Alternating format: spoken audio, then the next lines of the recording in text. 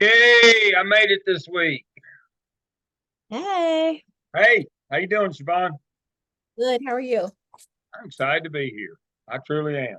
Corey, what in the world are you doing sitting outside? I'm at a middle school football game. Uh,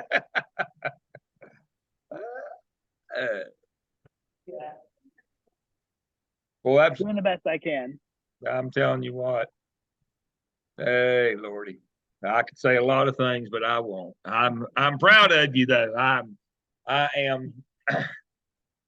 I'm mad props, respect for people that do that. I tell you what, I told you my wife was a middle school teacher and Yeah. curriculum before she did, she's curriculum instruction specialist, but she was a middle school teacher. Now, I was a middle school Yep. principal for a short period of time. I actually did a stint as a middle school AP, and then I was a middle school principal, and then I did junior high later. But yeah, I did that for 3 years. I'd rather have a wart on a hemorrhoid than be back in middle school. My youngest plays for his school's team, so that's Well, why then I you've am got here. an excuse then. It could be, it could be worse. It could be soccer. That's,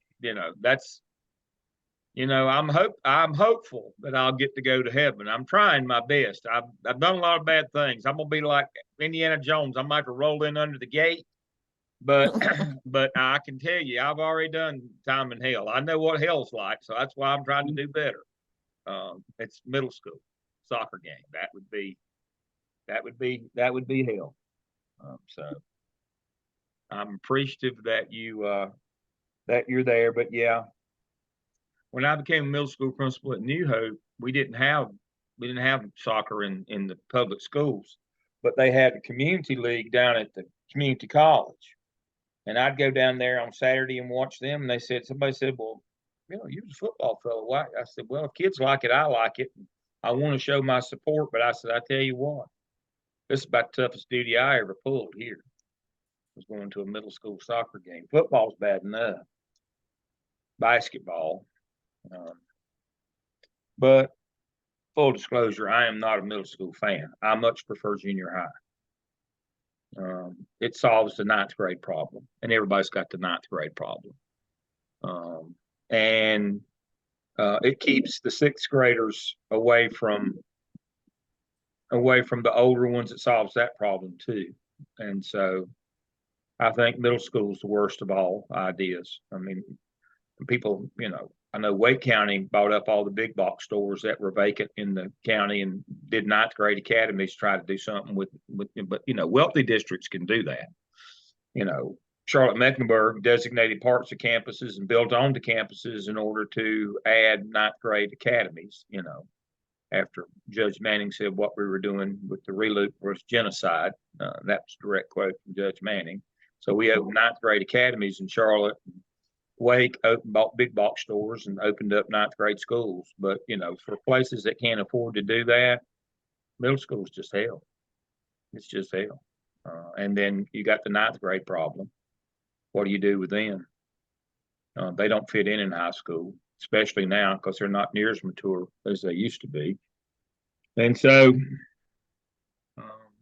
I have mad respect for people who do middle school. And so glad that. Beth, how are you this evening? What's going on? I'm hanging in there. I know you're shorthanded. You're having to cover some extra stuff, aren't you?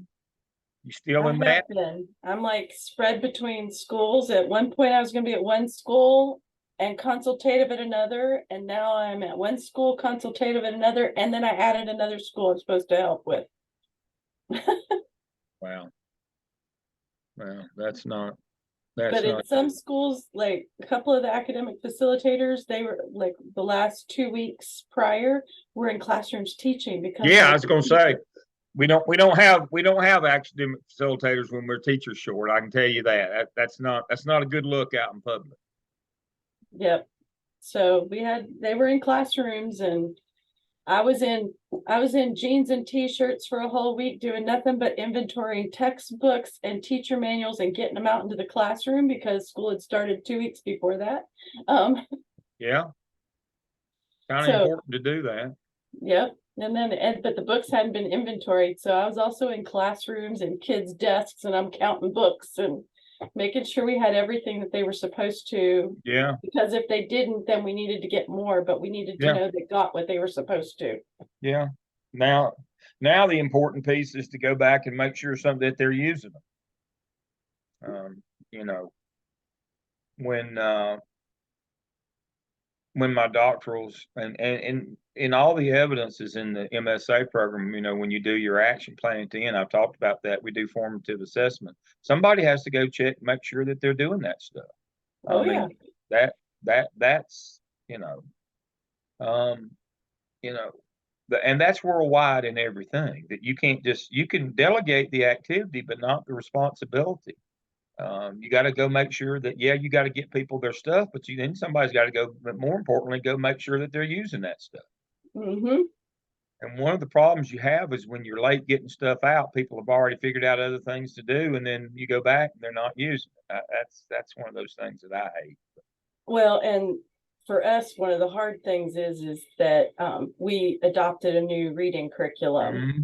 And so that was some of what I had to get out Mm-hmm. to the teachers, were their books and stuff for Yeah. the new curriculum. And it was like, Yeah. Well, you know, that's my story. I told y'all my story when I was an elementary principal. They'd roll back in the California Achievement Test days. They would, before we went to state testing, they'd roll the new textbook adoption in for reading. We'd roll it down to the book room and lock it up. At the end of the year, when the scores weren't any better than they were the year before, we'd say, well, that adoption didn't work any better than the one did last year. Well, did anybody ever go see if teachers even got the books and used them? No.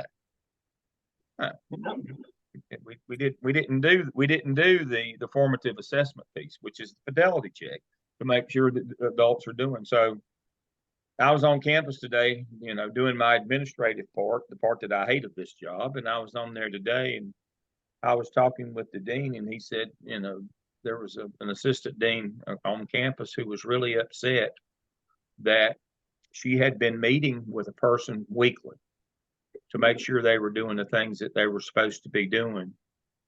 And then come to find out that for 2 years, they hadn't done any of the stuff that they'd met with them about. I said, well, did she ever go check to see if the stuff got done? Well, no. I said, you know, remind me again what leadership role she'd ever had before this. Well, none. Well, then, you know, somebody should have told her that just because you tell people to do stuff, that doesn't mean they'll go and do it. right. And now she's angry at the person who didn't do it, which is convenient since that person has left. That's how they found out none of it got done. That person has now left the organization, and they find out that all this stuff didn't get done for the last 2 years. And her excuse is, well, I told him to do it. Nope.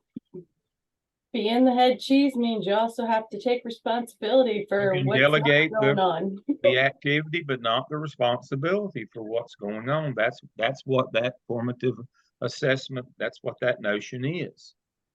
And so I don't know if our 2 new folks are going to show up tonight or not. We've got Jesse and Jennifer. I hope they will. I hope they will be with us tonight. I guess I should have. They are now showing up in Blackboard, so hopefully they'll join us at some point, but not. But you know, I'm sitting here watching Siobhan with her dog, and I think about the last dog that my wife and I had. Now, we inherited my mother-in-law's dog, but the last dog that we had, his name was Andy. His name was, what was his name? Prince Andrew Bascom Norman. Oh, I love it. This is Maximilian Caldwell Cook. No, see, you know there's going to be trouble when they got names like that.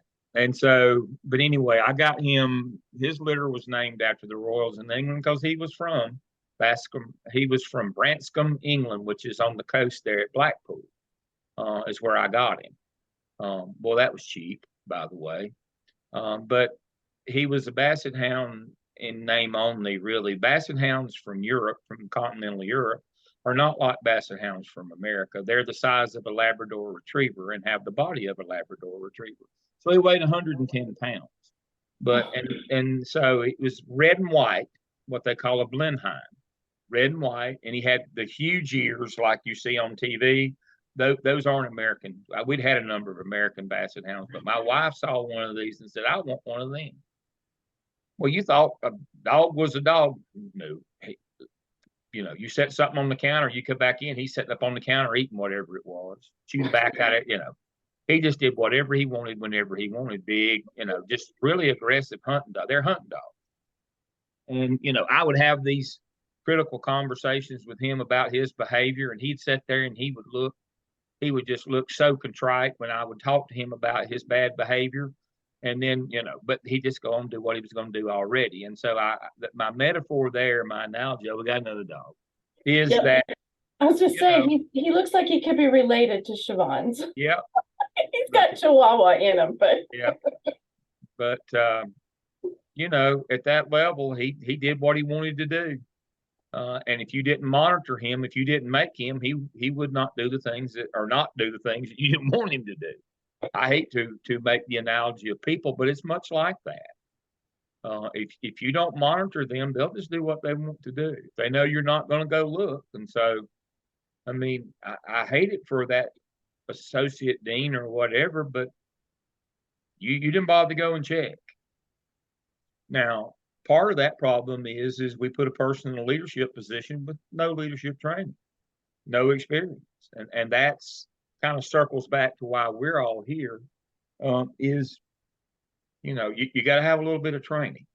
Now, the best way I know, you know, to get you up to speed practically is these case studies, which leads us to why we're here tonight. We're going to talk about these case studies.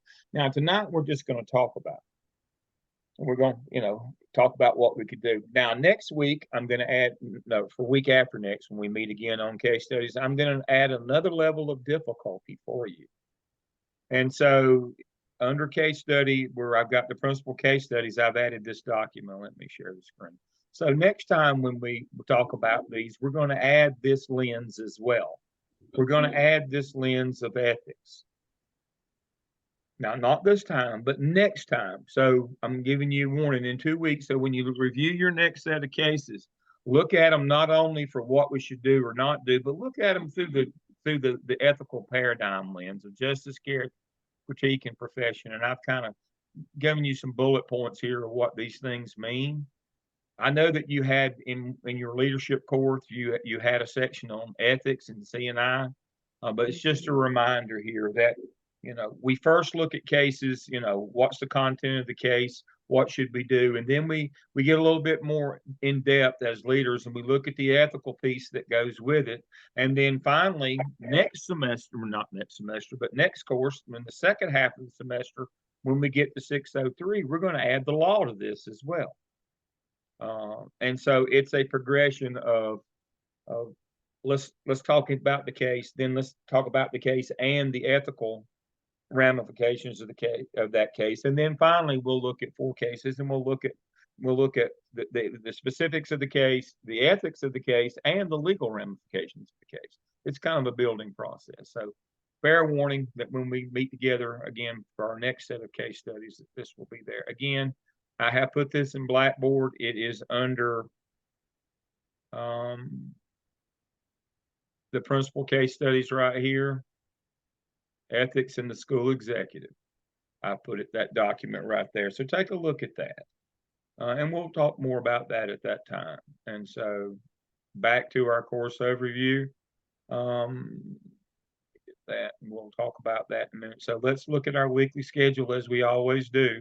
So next week, I'm going to be doing a session on human resources, managing, staffing, marketing, you know, kind of the whole gamut of human resources. I'll do that next week. I'll lead that. And then the following week on the 27th, 2 weeks from tonight, we'll look at cases. And again, we're going to add the ethical paradigm. And then when we get to our cases next half of course here, when we do those, when we're together in November and we do all of our cases together, we'll do the legal component of those as well. And hopefully by then you say, Dale, why did you put them off so late in the semester? Well, hopefully we'll have developed the expertise in the law. I mean, that the law is not something that we can kind of do early on in the law course. We have to kind of wait till we've covered all that different EC law, personnel law, all that stuff that will come to play in these case studies. And we'll have a big time that Saturday anyway. I'm looking forward to that. We'll have a lot of fun doing that. We'll get to laugh and do the things that we do. All right. Okay. And so I will start, when we meet our middle weekend, when we do the Maxwell, we'll do Maxwell, and then the Sunday we'll start the legal basis for school administration. We'll start the law course, and we'll work through all these parts of the law. Special populations, EC, the law is heaviest in that. And then discipline and due process. Due process is the law. Discipline's all about due process and the law. Facilities and budgets, your legal responsibilities. Probably not too many of you know that you're legally required to do a facilities inspection and document it every 2 weeks as a principal. Fire drill is only once a month. Facilities inspection legally mandated every 2 weeks. So, and then budgets, there's a lot of laws that go along, a lot of budget laws. We'll go through all of those. And then Title IX, cyberbullying, harassment, all that stuff. Contrary to rumor mill, cyberbullying was not taken off the books. It's very much a law. That's a biggie now. That's the one you're going to deal with mostly, especially social media.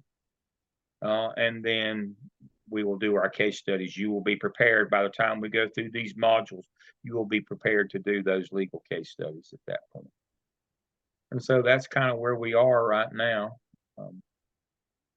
And so welcome, Jessica. I'm glad you're with us. We've got 2 more colleagues, Jesse and Jennifer.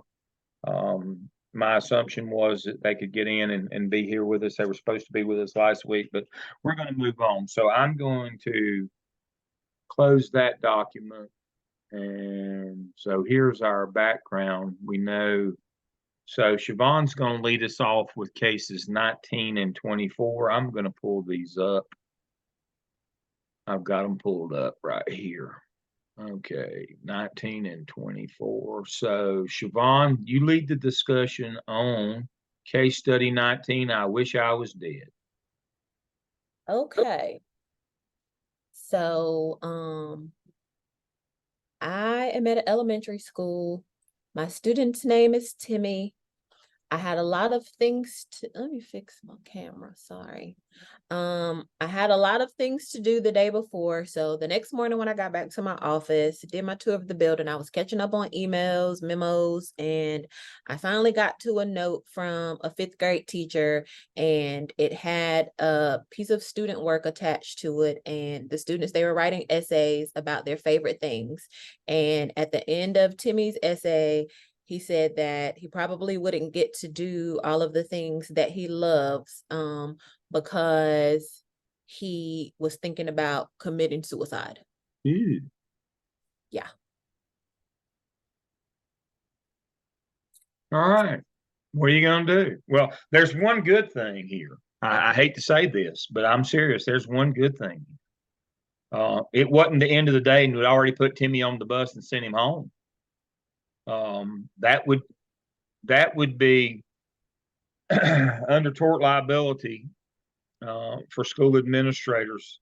Negligence has 3 facets: misfeasance, malfeasance, and nonfeasance. If you put a kid on the bus and you knew he'd threatened suicide, that would be nonfeasance. You had a duty to act and didn't. So at least that one didn't happen. I'm just Well, I was wondering about that because it said that the principal was looking through notes from yesterday. Yeah. Meant Timmy went home yesterday, or was it from today? So I was confused. Yeah. And so I'm talking about if it were early in the day, but you're exactly right. I'm glad you caught that piece. What's the problem with this one? What do you mean? Action wasn't taken before they went home. Yeah, I mean, if it had been 10 o'clock in the morning and it happened that day, then you're clear. Right. But this happens yesterday. That's exactly right. That teacher had a duty to act and didn't. So that's your first problem. I was probably unclear on that. If it had been 10 o'clock today, but this came in yesterday. So that there's one good thing about this case. If it was the same day. We don't have a legal problem. We just report this and go on. Right. We know that we would refer this to social services, mental health, our counselor. We know that. And if it happened that day, we're good. We're just gonna handle it. And I'm not saying Timmy's good, but we're good. But our problem is this case is not really about Timmy. This is about a 5th grade teacher that put a kid on the bus that had written a suicide note. Right. Ouch. Had a duty to act and did not. As soon as that comes in, what is everybody in your building supposed to do? Make a report, right? Right. And conduct a threat assessment. That is correct. You bring your counselor in, probably bring your resource officer in, your social worker. Social worker is usually the one that makes a report on to the county services. Right. Is usually your social worker. Now, if you don't have one, your counselor does that, but somebody's got to contact Department of Social Services. Right. They're probably going to go do an assessment at the home. See if there's any weapons or anything available at the home. But the problem with this one is you had a teacher who had a duty to act and didn't. What are we going to do now? With the teacher? Yeah. Let me see what I put. So I would need to meet with the 5th grade teacher. Oh boy. Boy, howdy. Yeah, and I guess my question would be, instead of leaving a note on my desk, why wasn't this like immediately reported to administration or someone else? Let me make sure I can see myself here. I'll be careful. That you can do more on these than just text and shot. These things, it's amazing what these things, you can actually push a button and you can talk to somebody directly. I know nobody does that, especially if they're under 40 years of age. Don't even know that at home you can actually talk to somebody.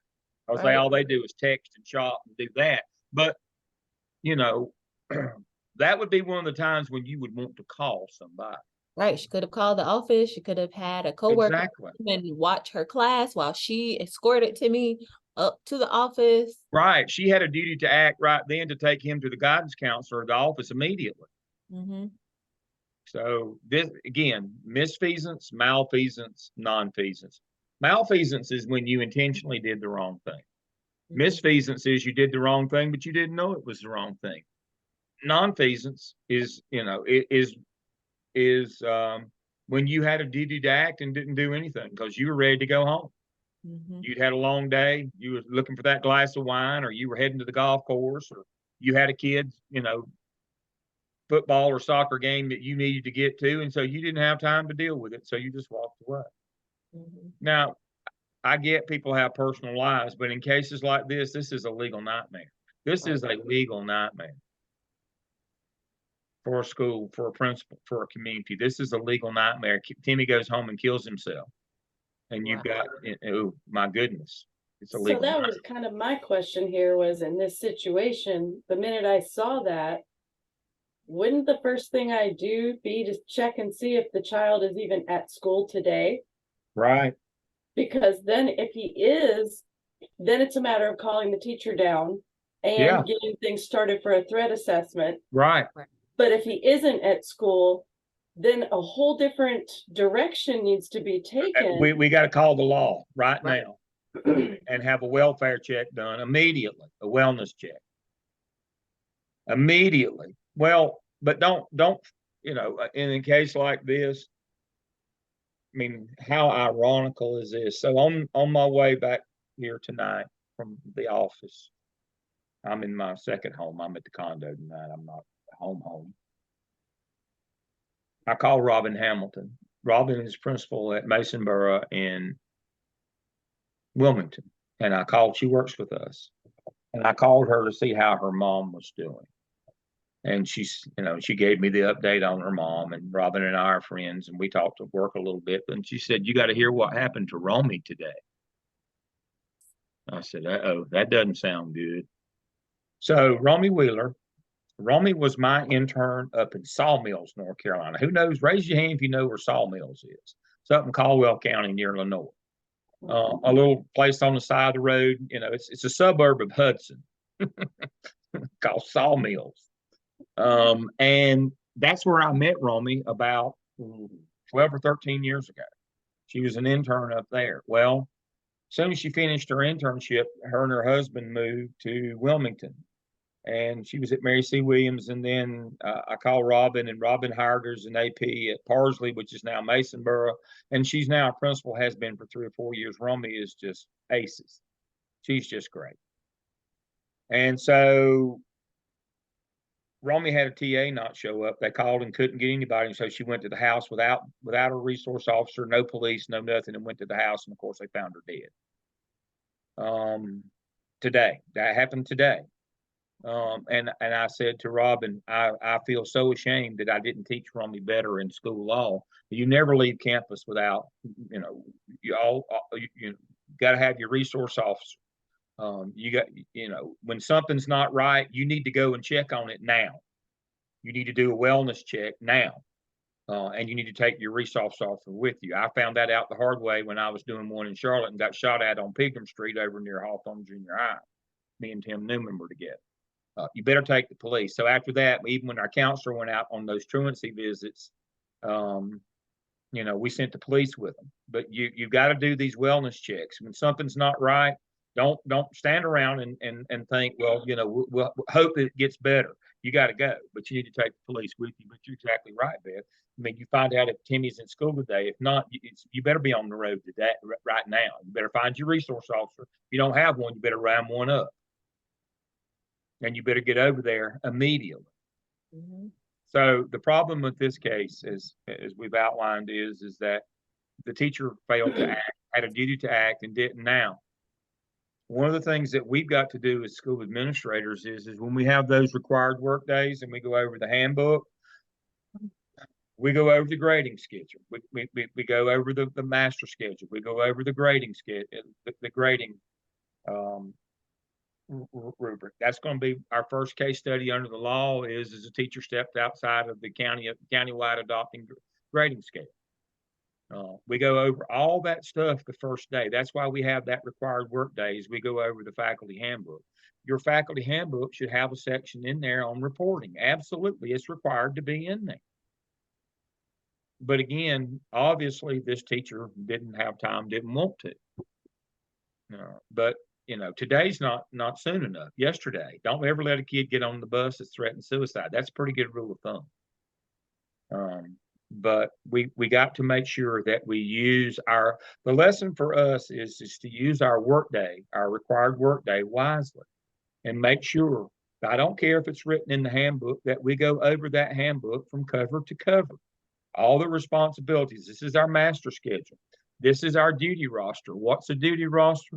It's lunch duty, bus duty, hall duty. Where are we supposed to be every day, making sure we have adequate supervision.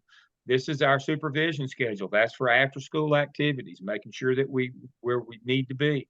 Our master schedule. You need to be in your room at this time, at this location with these kids. Our grading scale, that we're going to do fire drills once a month. We're going to do building inspections twice a month. Don't have doors chained open. Don't have doors propped open. Don't have stuff piled in doorways. All those things, that's what that as a principal, that's how you protect yourself. You'll get sued, but that's how you protect yourself from losing the lawsuit. I love this case, and that's why I start with it. It has legal. We're going to talk more about the legal part of it, but understanding is that if we plan and prepare, we still can't stop teachers from doing dumb things like this. But if we plan and prepare, we can protect ourselves legally. So my question to you is what would you do to this teacher? Well, I didn't. So I was thinking, and I did want to ask my own principal and AP, but I decided I would just try to figure it out myself. Does this person get written up? Absolutely. Okay. Absolutely. The question is not, do you write them up? The write-up is an automatic. That's by law. Mm-hmm. Do you put them on an action plan? Yes. I would. Mm-hmm. I know it's not academic, but I would put them on an action plan where I would have something for them to do on that action plan where I was sure that they had reviewed all the policies of the district. Mhm. That it wouldn't be an academic one, obviously, but I would make sure that they had reviewed everything. And so that, that this would not happen again. It wouldn't be in a punitive matter, but you're not going to, fool me once, shame on me. I mean, on you. If you fool me twice, shame on me. I mean, I'm going to make sure you're not going to do this to me again. And see that action plan, even though it would be something as simple as you got to review the handbook, would be the next time you do this, then I have some leverage to do something about it. When you take, because it's not just your career, it's my career now as well that you're playing with by not doing the things that you need to do. So then what if they come back and say, well, nobody told me this? Because I can see it happening at my last school, because at my last school, so the expectation is that we read the faculty handbook, but nobody ever followed up to ask if we did, and there was never anything that we had to sign stating that we did, and it was never reviewed in a meeting. So does the principal at that point like have a leg to stand on? If you didn't review your handbook, but still, if you gave it to them, that doesn't absolve them from responsibility of reading. Okay. Our district does a Google form that we have to fill out, saying that we acknowledge that we have read it. Like, we don't go over it in the meeting, but there's a Google form that we have to That fill is out. exactly right. I was going to say is Right. we do some kind of electronic, or some districts, more rural districts, just have you sign the back, and it's to pull out, and you turn it in at the end. I've done that before, where you sign the back and then tear it off. That is correct. So we do have to poor sign folks it. have to do that. Yeah, we did have to sign at my new school, but like at my old school, there was no checks and balances for anything. And you're so just asking to lose your house. I know that, if this ever came up, then it would be, well, nobody told me this. Like, we didn't go over this. Mm-hmm. Like, I'm not signing this right up. Like, I could see that. Yeah. We in elementary school that I spent most of my career is in a classroom. We always had a whole Wednesday staff meeting, was the counselor presenting this kind of, what are the protocols, what to look for, all those kinds of things to the entire staff. And you wouldn't think in an elementary school necessarily, but nowadays that you do get these kinds of situations come up. But to throw a monkey wrench out there to this scenario, being in the current state of the world that we are with the lack of teachers, what are you going to do if it's a teacher that's hired in October? And this was something that you did at the beginning of the year with your staff. Right. That's why you do, that's why you do some kind of an online version. Just talking about a Google Doc. You have a Google Drive, and you make sure that they go through all this stuff. And so, I can tell you right now, because I have adjuncts come and go, most of mine stay with me, but not in the other two programs I'm involved in. The good thing about the MSA program is I've had the same bunch for forever. I've added some new ones, but now the other program that I work in, I have different ones, and they've had different ones every semester. I kept one, and I'm going to get me some more. I may move some of my MSA program over there, but I know exactly what you're talking about. They're new every semester. I didn't even know some of them's name, and I work there. So you've got to have a central repository for that. So even my folks, I'm telling you, even my folks who I've had, some of them this is the 13th year I've had them as adjuncts. We meet every 2 weeks and go over I timed them so that we met Monday of this week. Why? Because Wednesday of last week was the College of Ed faculty meeting. We'll meet in 2 weeks after we have the Gardner-Webb faculty meeting. And anything that comes that's new or different, it gives me the opportunity to share that with them. We meet Mondays at 6, virtually. Now, this is a bunch that's been with me forever. I know it's hard for y'all to believe that somebody actually want to work a second semester with me. I get that. But I'm serious. This bunch has all been with me forever. But we meet every 2 weeks. to make sure that, and I time it again, when they bring me stuff, the College of Education, we met PEC yesterday. And again, the timing, and so anything that we covered, which we did, I don't know how, but my MSA folks are now supervising student teachers as well. We're supervising 14 student teachers this semester. And there was a change in that yesterday. That will be shared with them Monday week when we meet again. And so that's what you do is you do virtual meetings in between. 15 minutes, record them, shoot them out to them. Here, watch this. Any documents you attach. I mean, technology is wonderful, but like Beth said, because people coming and going to and froing so much into business now, you got to do stuff like that. Do I want to meet every 2 weeks? No, I don't want to, especially because all these people, these people know all my jokes by now. I'm not very entertaining. They know all the stories because they've been with me so long. But it's my responsibility to keep them updated and what's going on. And there are things that change as they do in organizations. So, which leads me to the close on this one. I would support the notion or argue for the notion. The Domino's faculty meeting, 30 minutes or less, broke into 2 sections, one business and one discussion. Anything other than that, but 30 minutes we're out. But we meet regularly, and anything changes, updates, or any of those things, we make sure we communicate that because we got new people all the time. We really do in some organizations, and we can't assume. But yeah, Corey's right. I like the Google form deal. If not, they'll tear out like we used to have back in the day. But you got to get some leverage here. It's not going to change what happened. What we're trying to do now is make sure this doesn't happen again. I do have a quick question. Yeah. What do you do in the event that so for all of our subs in our classrooms, they're all hired through a company now. They don't go through us anymore Right. on the school site.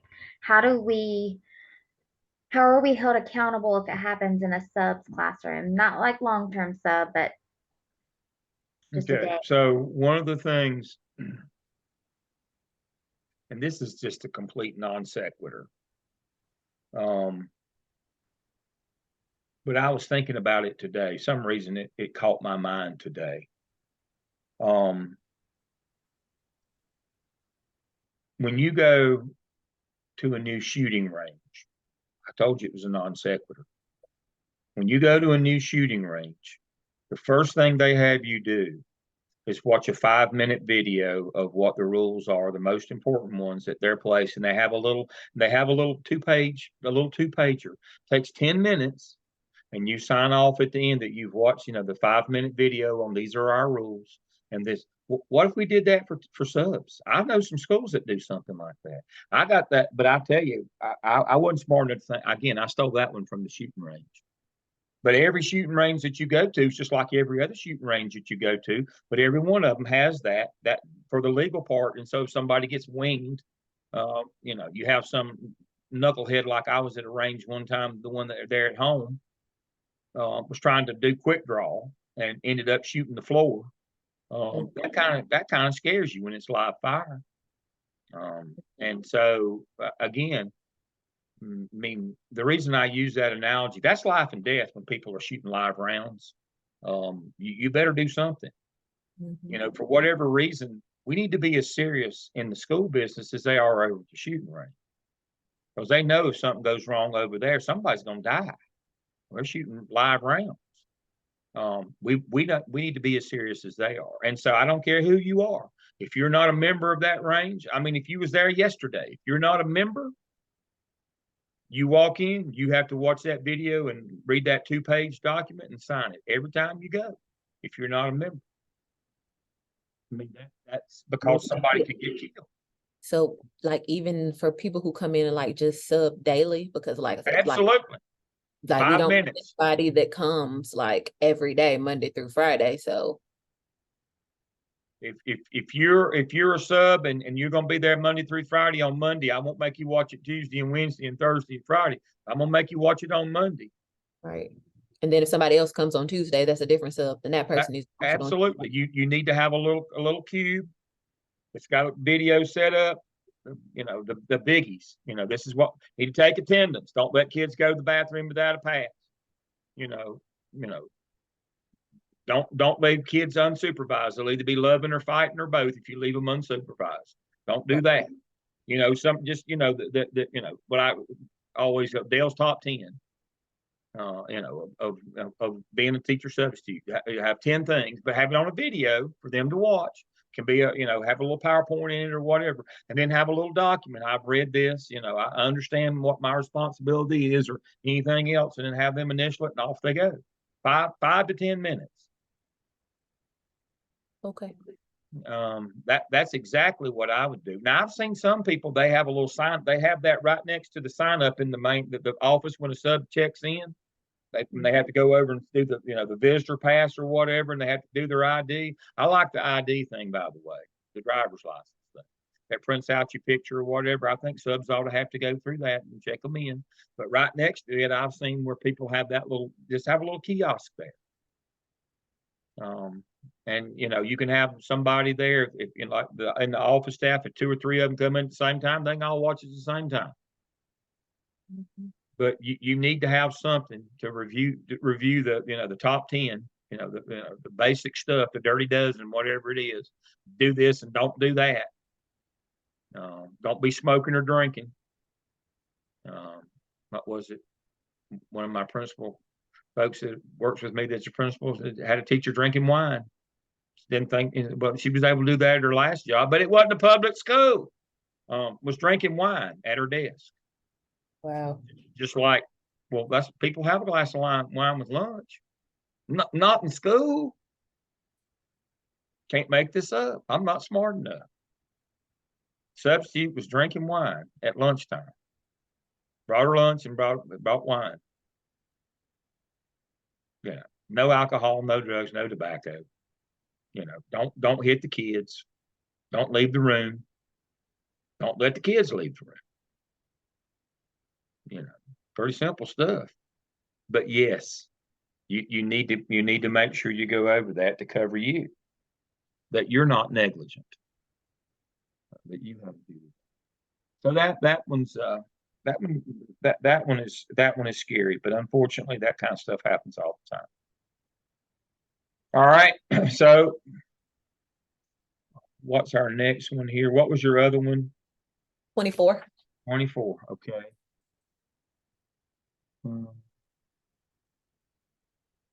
So let me share my screen right quick. 24. More fights. Right. Fights and the N-word. All right. What are we going to do about this? Well, I guess first we need to figure out where the teachers were and why there was no supervision. Right, there you go. I mean, that's the basis of school. Every kid's got to be with an adult every hour, all the time. Or, you know, we've got a duty roster. Now, remember, duty is during the day. Car supervision, you know, car rider, bus rider, cafeteria, hall, whatever. During the day, we call that a duty roster. After school activities is called a supervision schedule, but you're exactly right. Nobody was on supervision. Somebody wasn't on their duty. Either the teacher was out of the room or nobody was in the lunchroom. Oh, right. You can remember this. We'll talk about it more in the second half. 1 to 45. What does 1 to 45 mean? That means when you go to court and they ask if you had adequate supervision in the cafeteria before that fight broke out, you need to have 1 adult for every 45 kids, same as the gym. Any auditorium where there's large crowds, playground, the legal standard is 1 to 45. If you exceed that, that's why PE classes used to regularly have 45 in, because that's the legal standard. And so even though you might have people there, the notion here is they didn't have anybody there. We don't know what happened. Well, where were you? Right. Well, but even a part of that function is if you don't have enough people there. Mhm. You know, I remember when Charles Dickerson blew his knee out in the cafeteria fight at Garinger. Charles was a long time AP there. And, you know, there became, you know, an issue. He sued the school district because, I mean, he was there, but, you know, half the people that were assigned to be there on duty were not there. And, you know, they could have had 100 people and he fell down, but the school district was liable. Charles is a friend of mine. I'm not saying they shouldn't have been. Was liable because they didn't have enough people in there. They had about 600 kids and 3 adults. That would be 200 to 1, not 45 to 1. Wow. They had 6 or 8 that didn't show up for their duty. And so this is a case of, this is a quick and dirty. This is just about supervision. So when you build a master schedule each year, now, as I told you, whoever builds your master schedule is in charge of your school. But you need to come also at the same time, you need to build a companion duty roster and supervision schedule, because, you know, you can't be putting people on supervision that are in class, or, you know, obviously they're not going to show up. But the notion here is we don't do signups. I've seen people do that. They would do the master schedule and they put a sign up in the teacher lounge, sign up for hall duty, bus duty, car rider duty, or after school duty, ball game, or whatever. No, you know, you're just asking to lose your job. That's all one function. Master schedule, duty roster, supervision schedule are all one function. You assign all of that as a school administrator. And if Like people aren't even there, the you write. games, I beg your pardon? like even for our high school games. You assign- Absolutely. Oh, we got to sign up. I didn't know. I was just, Mm-mm. No, oh, no sign up. What if okay. enough people don't sign up? What are you gonna do Oh, now? well, that's what happened. So they sent out another email. Well, but that's like hitting yourself with a, you know, you got a toothache. You hit yourself with a hammer. Well, that didn't work. Gonna hit yourself again. I mean, that's what I'm talking about. Legally, you cannot legally, the sign up is an admission of guilt in court, is what I'm telling you. If Okay. you go to court and you say, well, and they ask you, why didn't you have adequate supervision? And you say, well, I put a sign up sheet, but nobody signed up. Guilty. You have a legal responsibility in North and South Carolina to produce a school improvement plan, a school budget, a master schedule, a duty roster, a supervision schedule. You have a legal responsibility to do that. If you delegate that responsibility, that activity to teachers, and they don't decide to sign up, that does not absolve you of the responsibility to have adequate supervision. And so, if people want to come to the ball game in high school and sit in the stands, that's fine. But you need to have a certain number, and you need to broker that with how much security and how many police you're going to have. Now, in Charlotte Mecklenburg, we had police and we had show pros, which is, you know, a security force there. And we calculated how many of them we were going to have, and then whatever that left versus what the anticipated crowd was going to be. That's how many faculty got assigned to be at that ball game. You can't leave this to chance, folks. When you go to court, they won't care that you're trying to be humanistic and nice and, you know, facilitate your teachers. Did you have adequate supervision or not? And if you did a sign-up sheet, then the answer is no. That's an admission of guilt. You abrogated your legal responsibility. Now, if you had a duty roster, a supervision schedule, a master schedule where teachers were supposed to be, and they weren't there, then you're in the clear, but they're not. Because the law says that you perform your teaching duties and any other duties assigned by the principal, and that's what supervision is. You have a legal responsibility for supervision. If it's your turn to do duty, you better be on your duty station. It's just that simple. We can't, I mean, there's some basic stuff here in schools that we can't get around. We just can't. And so, but Siobhan hit the nail on the head. Where was the teachers? That's what this case is about. All the rest of the stuff. Now, I would probably do something with my counseling staff. I'd try to do something about conflict management, which, you know, on the actual problem itself. But the bigger issue is, where's the supervision? Pretty simple. Sure. Good job, Siobhan. All right, so, all right, Jessica, you've got cases 10 and 29. Yes, sir. So case 10 is an urban high school principal. And on his campus, there's been like window breakage, money extorted from students. Teachers are saying that they're feeling unsafe. A teacher was shot in the parking lot by an unidentified student. They spray painted on the restrooms and the sidewalks. There's missing or damaged school equipment. And now the local TV station has started a series on how safe are our schools. So I was thinking about if I were that principal, I would need to look at that synergy of decision making, like get some people on board with me that would are like stakeholders in the community possibly, or in just on my campus that could help me brainstorm ideas about things I could put in place to monitor several of those places. And then I would need to look at budgeting, I would think, to see what I could find to place maybe cameras up in some of those areas that are concerns. So we don't have unidentified shootings in the parking lot and things and like school damaged equipment. If I have monitoring in those places already. Yeah. Yeah, that's a good idea. You could go through your school improvement team that has community members and different people. But this one is the next level of the last one that we just did. You know, a lot of this appears to be lack of supervision. Where are Mhm, your cameras? Are they working? mhm. Um, you know, where's your custodial staff? Why aren't they keeping it up? Let me pull this up from next semester right quick.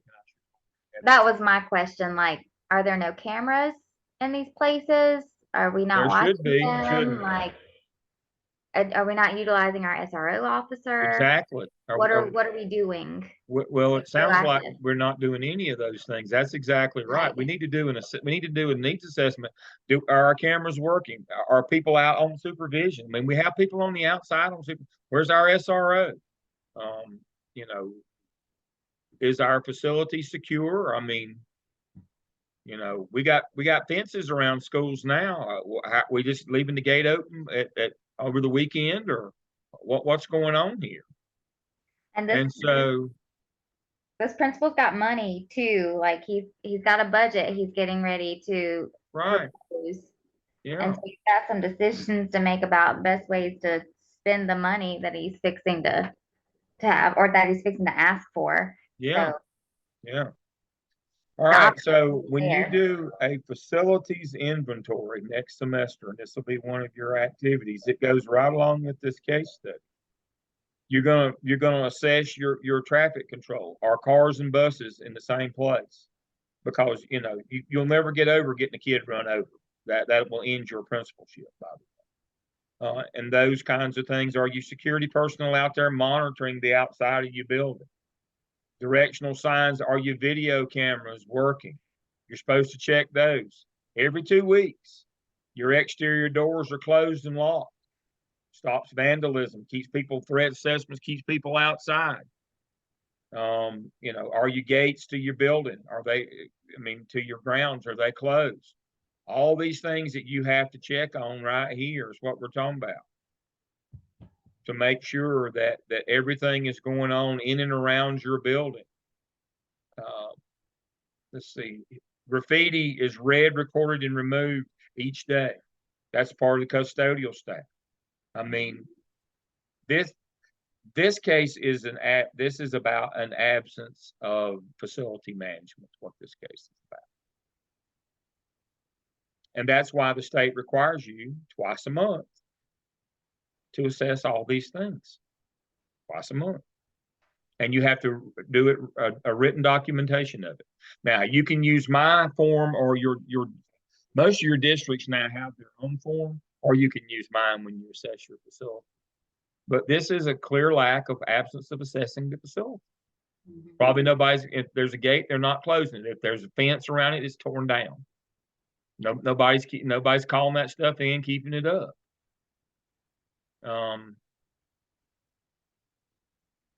Quite tangentially, I was asked to go and assess a new building that was built down in, what was it? Below Siler City there, was that Chatham County? Built a new middle school several years back and said it was impenetrable. And I went down and spent, an hour there and came back and asked me my assessment of it. I said, boy, that's the tightest place I've ever been in my life. They said, so our kids are safe. I said, not at all. And they said, well, what do you mean? You just said that the building was impenetrable. I said, I didn't have to get in the building. The objective of a shooter or a madman is not to get inside the building, it's to harm children. And they said, what do you mean? I said, I drove right up to your playground. I'm right-handed. I'm sitting in the left-hand side of my vehicle. If I throw my AR out the passenger window, the back seat catches all my brass, and I'm within 15 yards of your playground with no fence, no barrier. There was 400 kids out there. I could have shot every one of them and been on a major interstate on 95 within 4 minutes. Well, our building is safe, but we didn't build. The purpose is not to build a safe building. The purpose is to keep kids safe. And we have to assess our facility to do that. I said, you didn't even have a gate. I just drove right up to the front of your building, to your parking lot, could just sit right there and shot till I melted the barrel on my gun. You're protecting the wrong thing. And so the notion here is if you're letting people inside the gate of your facility, then don't be surprised when this stuff happens. Here's an idea, don't let them in. Make sure your fence is kept up. Make sure your gates are working. Make sure you got some kind of security, not only on your building, but on your grounds. Make sure people are on supervision. Make sure your custodians are recording and getting rid of that graffiti. And then you might want to put somebody on finding out who's doing that tagging. It might be one of your students. You need to read that stuff. Find out what's going on, what gangs are operating. We'll cover that next semester. I mean, the second half of this semester. I've got a bunch of gang graffiti in one of my presentations. That's how we track down a lot of the kids in Charlotte. We track their graffiti. You need to be paying attention. That's when it says record it. You need to be paying attention to this stuff. But you got to remember, we're trying to keep our kids safe. That means keeping people off our grounds, out of our buildings, making sure that we're supervising them.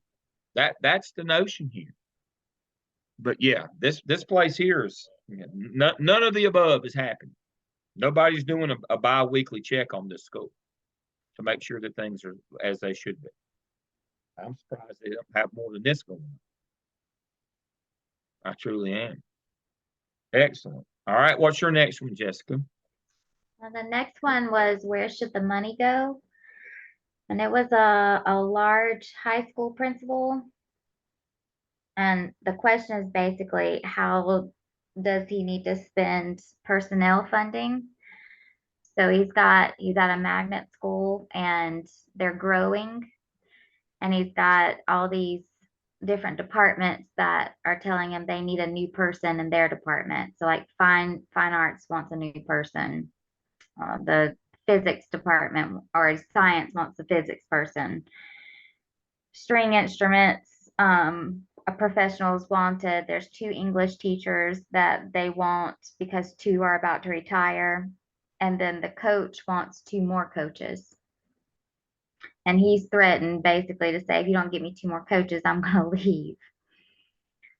Then the principal does have an option of buying instructional aids that he can buy at half the cost of a certified teacher or half the salary of a certified teacher. When I read this one, I was thinking about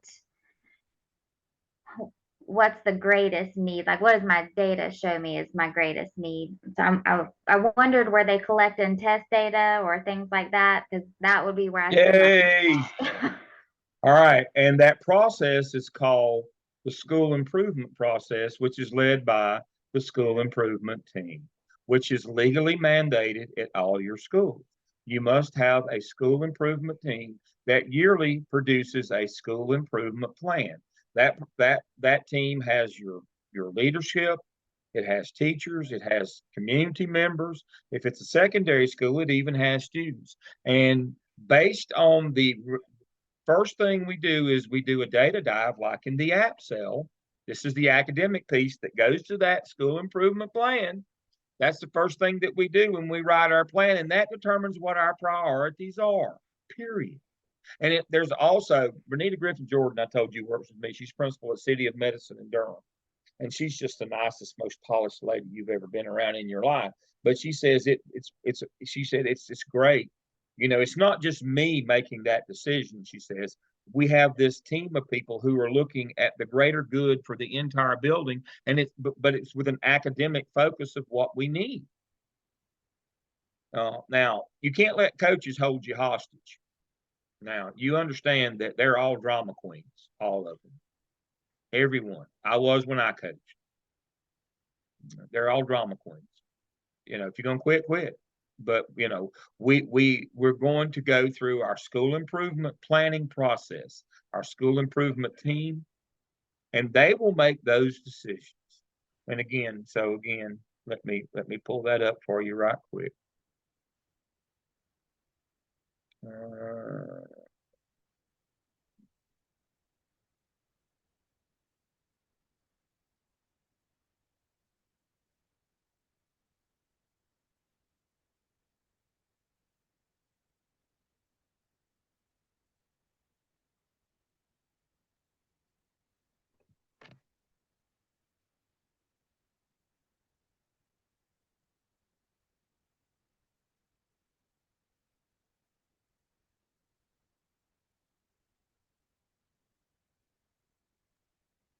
So while you're looking for that, can I comment on the where should the money go? Yeah.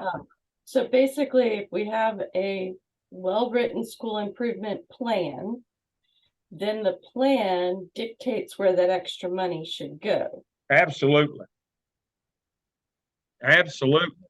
And we have the power of that team and the community and the school here. And it's not about what Dale wanted or didn't want. And we made this based on our data.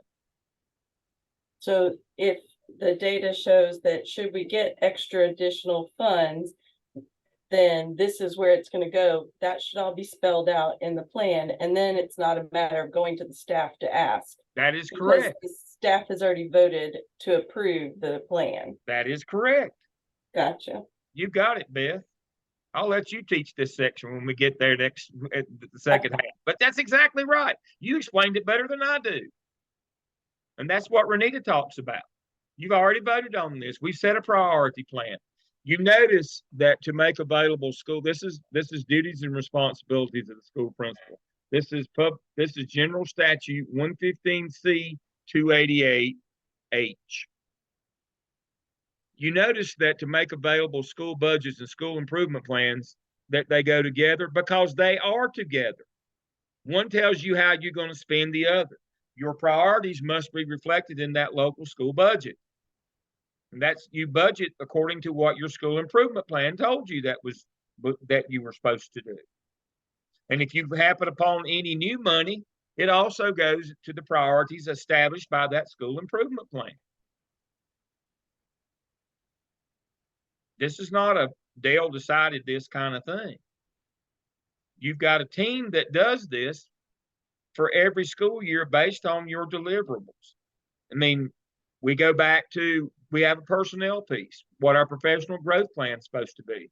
This is how we're going to spend our money on professional development. We need to work on this.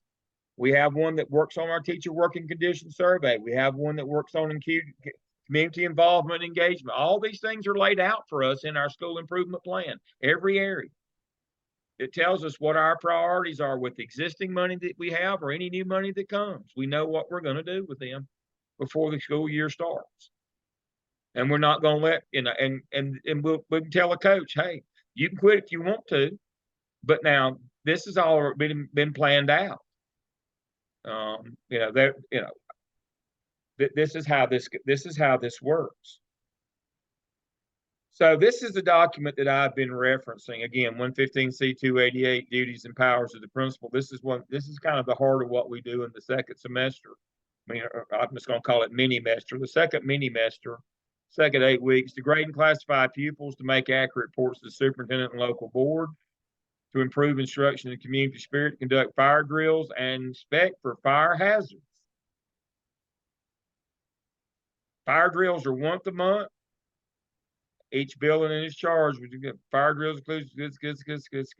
Look right here. Inspect the buildings twice a month. How many of you already knew that? Everybody knew you had to do a fire drill once a month, didn't you? How many of you knew you had to do a building inspection every 2 weeks and file a written report? That's, to Jessica's point, that's what's not happening at the school that she was just talking about. That's the law right there, folks. And if I come to your building and I tell you to pull me your reports, or if there's a fire or something that happened at your building, and and something bad, or a door got chained and kids couldn't get out or something like that, first thing I'd ask you for is, where's your reports? If you don't have them, it won't go well for you job wise nor in court, by the way. Oh, next question. Yes. So what determines, like in a school, what determines what kind of like electronic things you can have in the classroom? Like in my elementary school, you can't have anything in there. Like Okay. no heaters, no fans, no refrigerators, no anything. But in my high school, you can have all the things, including extension cords. It's based on local board policy, what they allow, and what we've started doing is we stopped doing, even with code of conduct handbooks, we stopped doing one size based all, because the law says that 16-year-olds can be exposed to things that 6-year-olds can't be, or we can have it. It's all based on age. Okay. You know, one of the things that we had to do in Charlotte was we had to split our code of conduct on our consequence matrix into elementary, middle school, and high school, because certain things that are appropriate for some ages aren't for others. And so, no, elementary schools, you can't have anything, because kids are dumb. Of course, high school kids aren't any smarter. They're just larger and stinkier, just as dumb as the elementary kids are. But in the eyes of the law, it's just like, oh, there's a number of things. If they got to be at least 13. If they're 13, you can get away with a lot of stuff. If they're under 13, there's a different set of laws. And if they're under 6, there's even a different set of laws for them. Okay. It's all based on age. But that's a great question, and that's a good catch there. That's a good recognition. Yes, that we have different rules and policies based on the age and grade levels, are like walking home, bus stop, that kind of stuff, because we're responsible portal to portal for kids. We have different rules on that stuff as well. Now, we're responsible for a kid from the time he leaves home, walks to his bus stop, gets on the bus, rides the bus to school, gets off, is at school, gets back on the bus, ride home until he gets back to his house. We're responsible for it. It's called portal to portal. Now, question always arises. Some smart person in the group said, what if he goes to his friend Timmy's house and then he goes home? Well, as soon as he deviates, he belongs to his parents then. As soon as he deviates, he belongs to them. Can I bring up a point though? Is this just for elementary kids? This is for everybody. But the supervision at the bus stop is different for elementary. Right, because I would say, like, I know our bus drivers have to drop them off at their house for the most part, and if no one's home, they have to put them right back on the bus. That is correct. School. That's my point. There you go. Thank you. And so, but if they get off at the wrong stop to go to friend Jimmy's house, the school's still responsible. That is correct. Okay. Now, we don't have that same rule for high school kids.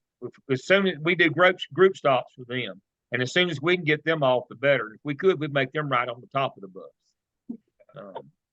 But again, that's the differentiation. But that's what we're talking about. Bus stop rules in terms of where the bus stop is, group stops, where you can let them off. That varies by age level. And one of the things that we do now that's different than when I was a principal back in the way back out in the sticks. And then when I was a student, we used to just send a bus on the route. And we picked up everybody, elementary, middle, high school, junior high, didn't matter. We don't do that anymore.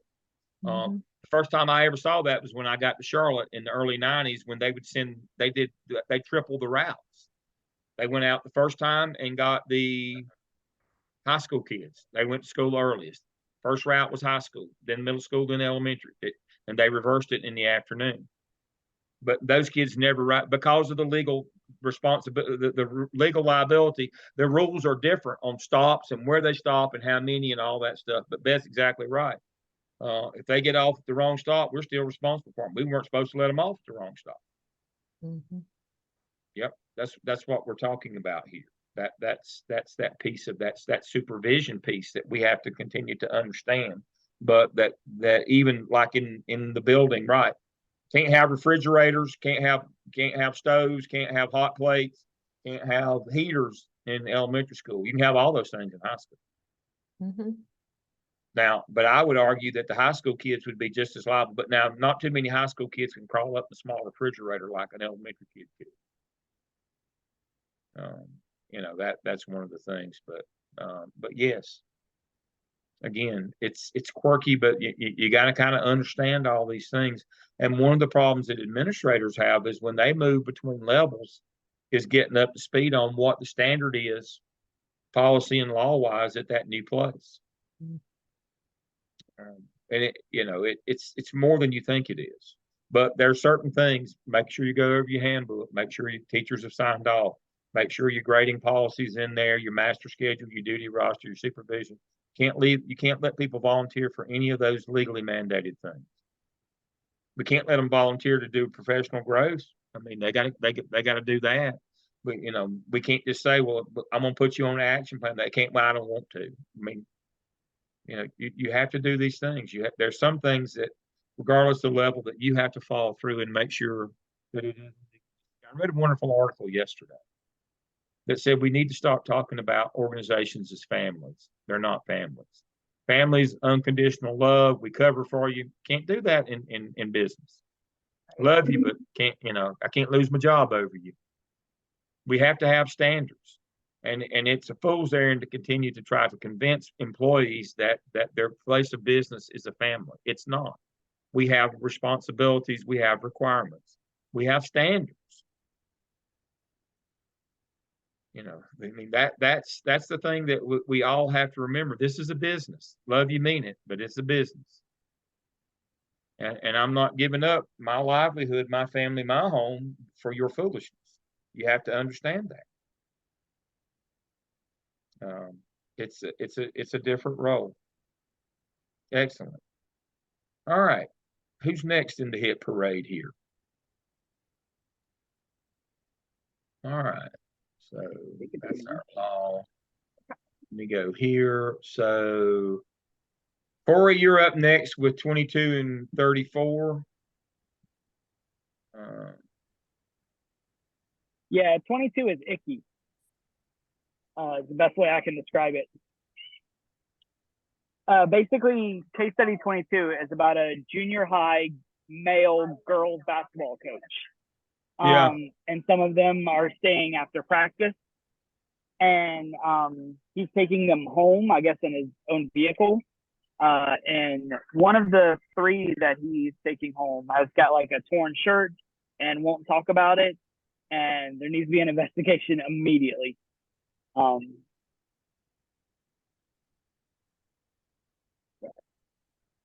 yeah, Well, this one's pretty icky.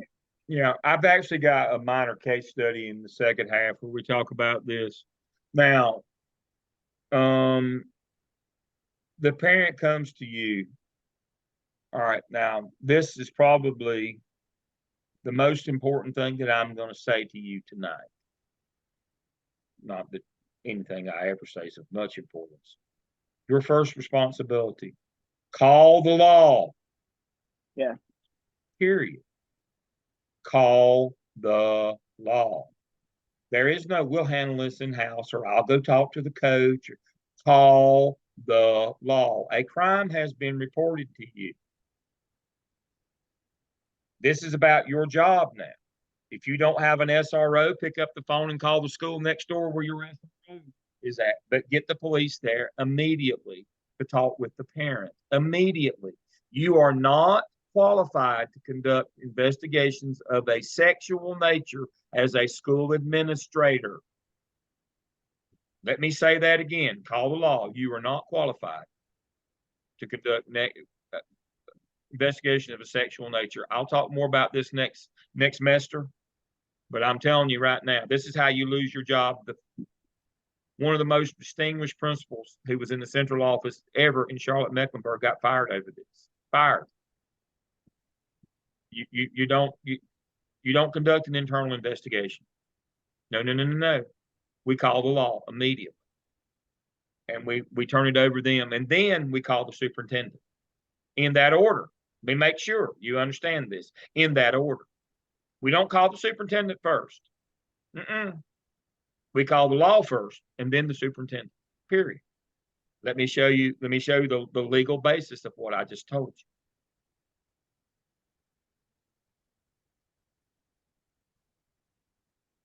And that's the one. So is that kid, like, you call the law if it was kid on kid versus kid on teacher? Like, absolutely, call the law. Okay.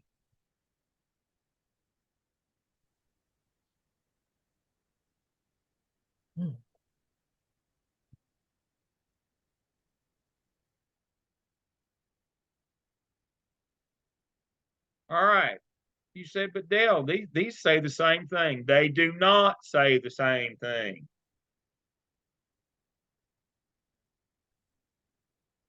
What does this one say? To make accurate reports to the superintendent.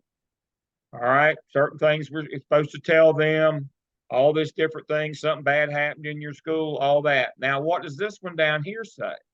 It says to law enforcement and the superintendent. What does it say right here?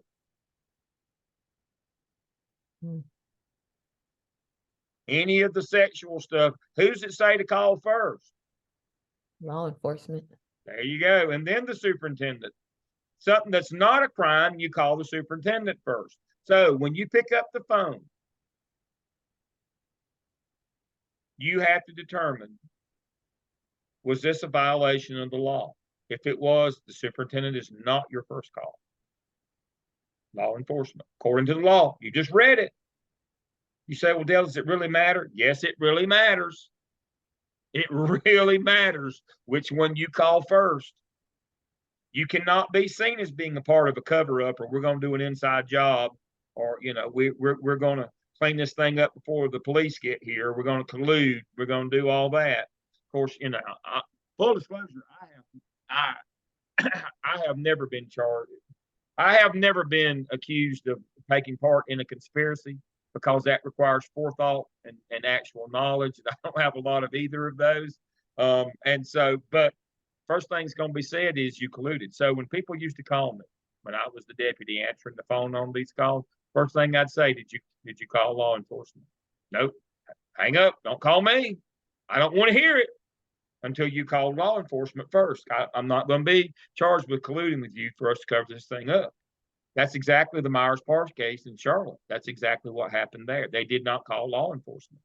They called some people at the central office, and they colluded to cover it up. It happens. So this is a simple case. As soon as the parent comes in and says, my daughter's after school with this coach, I'm calling the law now. Calling the law now. Now you say, well, they could have been innocent. Keeping them after practice could be practicing. Can you keep kids after practice? No. Well, why not?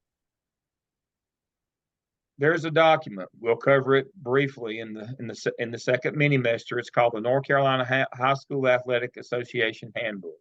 It defines practice, when you can practice, how long you can practice, and under what conditions. This violates 3 of the policies of that handbook. You can't practice more than 90 minutes. You can't practice without the whole team.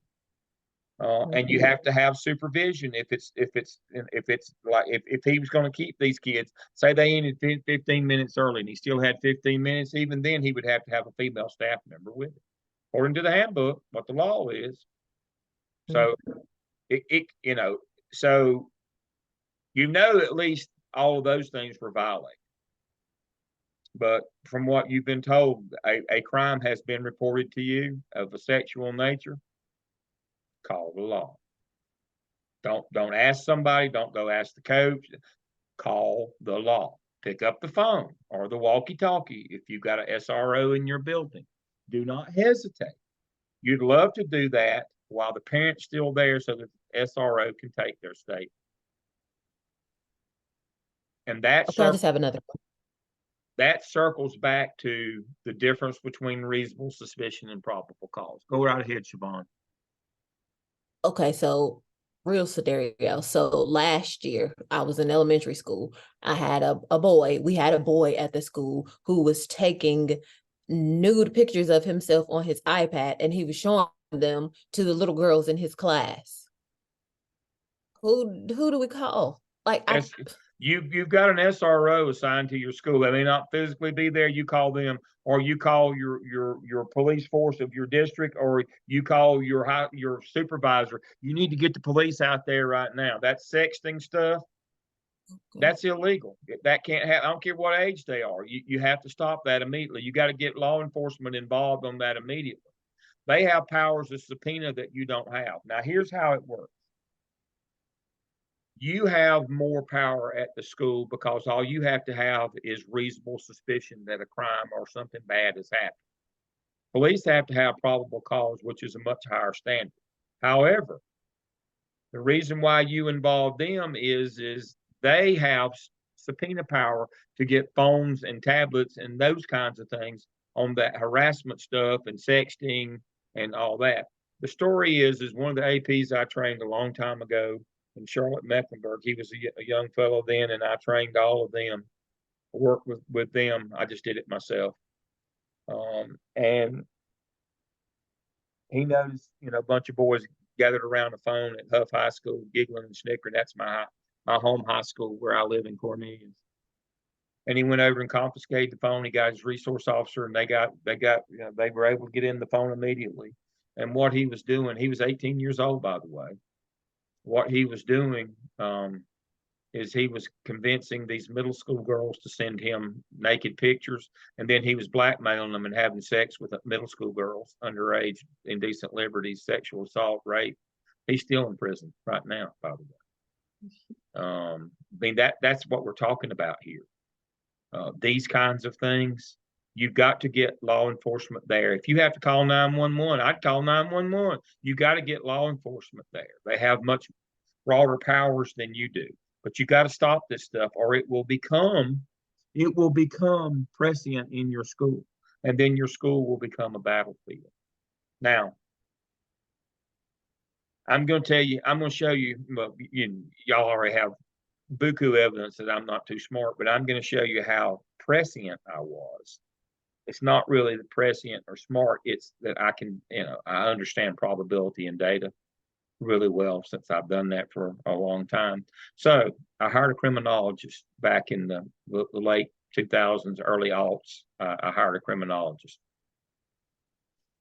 because we were having problems with persistently dangerous activities happening. In 2001, No Child Left Behind was passed. It said kids don't have to go to low-performing academic schools or persistently dangerous schools. There are 16 acts of crime and violence. 9 of those acts of violence count against your total every year. We're going to cover this in depth second half. And so we were having a lot of these things that were happening in our buildings. And I said, these things aren't random. There's got to be antecedents that would tell us if these things are going to happen. And so I hired a criminologist and we ran the number, the largest district in the state. Obviously, you got a lot of data. And so I was the keynote at the 2011, the last year that I retired that year, went to Gardner Webb. The last year that I worked in public school, I was the keynote at the NCDPI's big conference, the one they do at the Four Seasons in Greensboro. And I'm going to show you what I said was going to happen over the next 10 or 15 years. Let's see how accurate I was. Now, again, this is from 2011. Let's see what I said was going to be the bane of our existence coming up in terms of acts of crime and violence in our school. Let's see what I said it was going to be. So I am going to do, let me close that one. Let me go here. Sorry about that. We had to duck in the car because weather was changing quickly. I saw that. Looked like it was storming. So heading in that direction. Okay, so let me see.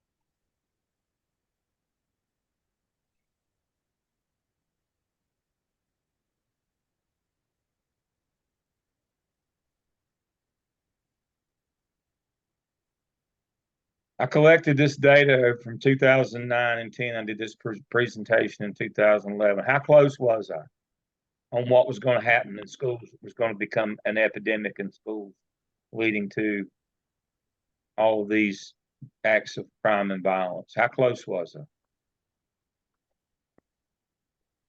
Really Sexual close. harassment, Title IX stuff, sexting, what Siobhan just talking about, bullying, cyberbullying. We hadn't even heard of cyberbullying back then. Dying. Gang activity, weapons, drugs, assaults with weapons, serious injury. You know, all the stuff that goes on with this, you know, what goes on here, you know, this led to suicide, other, you know, the last kid that was shot and killed at Butler had been bullying another kid. This leads to murder, shooting. Last kid that was shot at Albemarle High School, same thing. Kid was bullying. He walked up and shot him.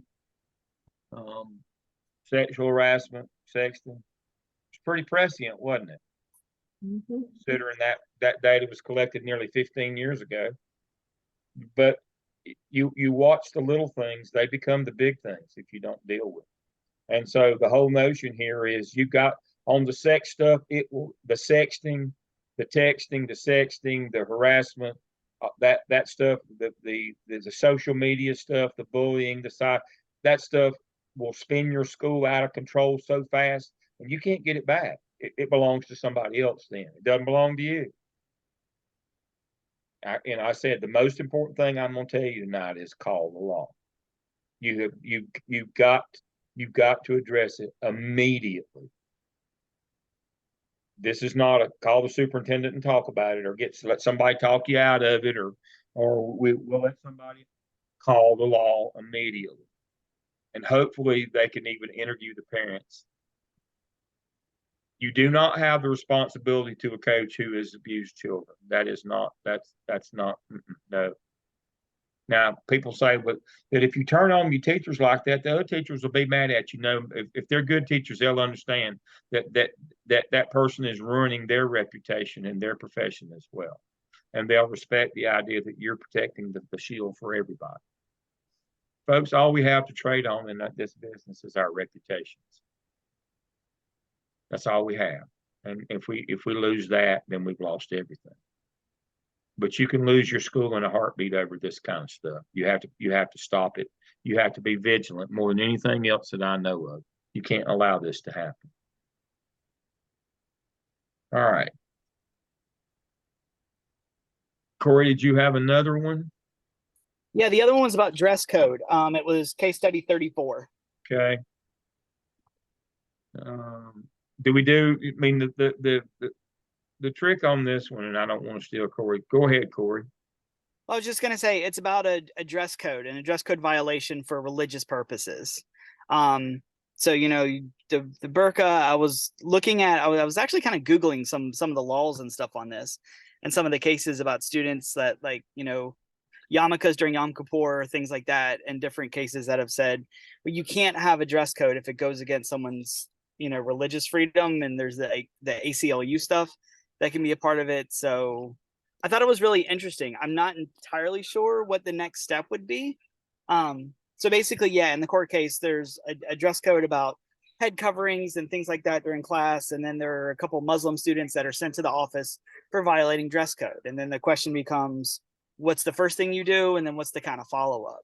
And I think obviously some of the follow-up stuff is looking at the dress code as a whole and maybe having exemptions for certain religious practices and stuff. I don't think that would be a bad thing. All right. But I think immediately, I'm not entirely sure what you can do about it immediately. All right. When you talk about doing those things about having exemptions and all that, who would be the people who would do that? All right. So let me do a little quick legal pathway for you here. The state, through the General Assembly and the state school board, sets law and policy at the state level. And they do a manual. We'll cover it in depth. The second semester. And they define what is not acceptable in school. Now, that is handed to the local board of education, and they create a code of conduct out of that says this is what this means, and this is what we do consequence-wise.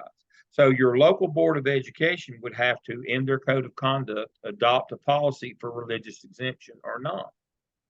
That would not be a school or a school administrator decision.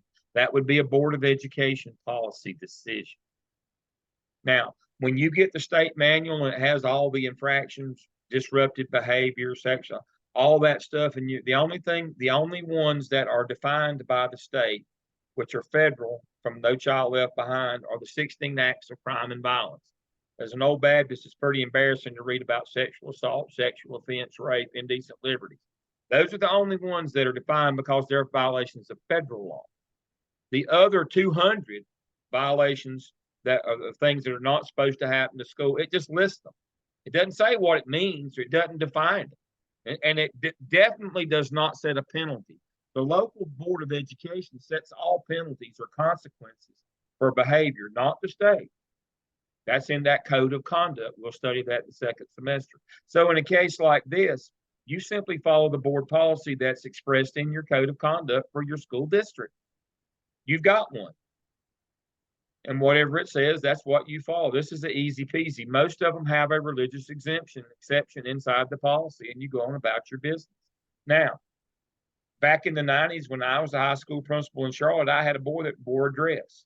Now, I sent him home, not to take the dress off. I sent him home to change dresses because the girls complained that he was wearing dresses shorter than they were allowed to. I didn't care that he wore a dress. It's just got to be long enough to cover all the vital parts. And so that was fine with me that he wore a dress. There was no rule against him wearing a dress in the dress code. It just had to be long enough. I mean, you simply go by the policy. And again, schools and principals do not set any of those policies. None. Your local board adopts the code of conduct that aligns with the state manual on what is not acceptable in schools that they fund. We'll talk about funding next semester in terms of the state sends you money every month. When we talk about the state allots $8,000 per pupil per year for schools, they don't give you the $8,000 up front. They don't even give you the $8,000. They give you $800 10 times. And they give it after you spent the first month. You have to have money on hand. And if you don't follow their rules, they don't send you the money. And by the way, they subtract attendance too, absenteeism. They pay the number that show up, not the number on the roll. They pay for average daily attendance, not average daily membership. And so the state says they provide you a manual. And I mean, it's very graphic and detailed. These things are not allowed in our school, and you must report them. You must use Power School to report these things. Now, What you do in terms of consequences, your board will adopt a code of conduct that says this, and it will flesh out things like what is acceptable dress and what the penalty if you don't keep up with that. But you can't get into those kinds of things. That is a school board level decision, not even a superintendent. That is a school board level decision that is made. But Corey's exactly right. You know, now we have some school boards that are dumb nowadays. They think that they can go against the law. You know, lawyers love people like that just you know, they get a new beach house out of stupid school boards who do things. But you have to follow the law. That they should have a board attorney that says no, you have to give a religious exemption for people for legitimate religions like being a Muslim to wear a burqa. Now, you know, now if you got somebody who's a voodoo that wears a chicken on their head, that's a different story. I've had that too. And so that's different. But if it's legitimate, and they'll define those for you, but that's above your pay grade. You simply enforce the code of conduct that has been laid out for you. All right, so let me go back to this. Let me share my screen. All right.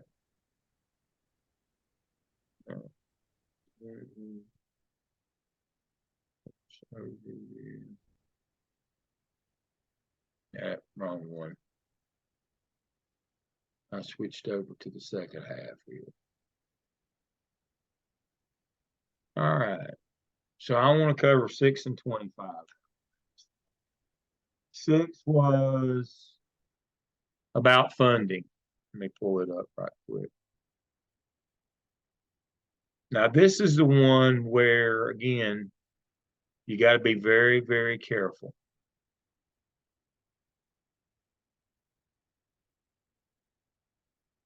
All right, so let me go legal on you again.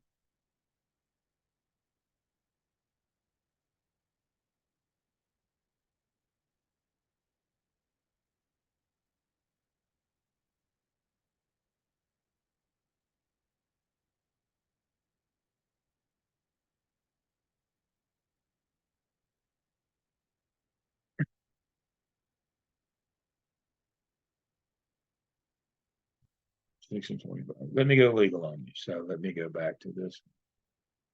Okay, I'm doing 6. All right, so you got money problems now. Where will the money come from? You got all these kids, and you know, your child nutrition program is, you know, which is federal. Federal law comes first, then state law, local board policy goes that way.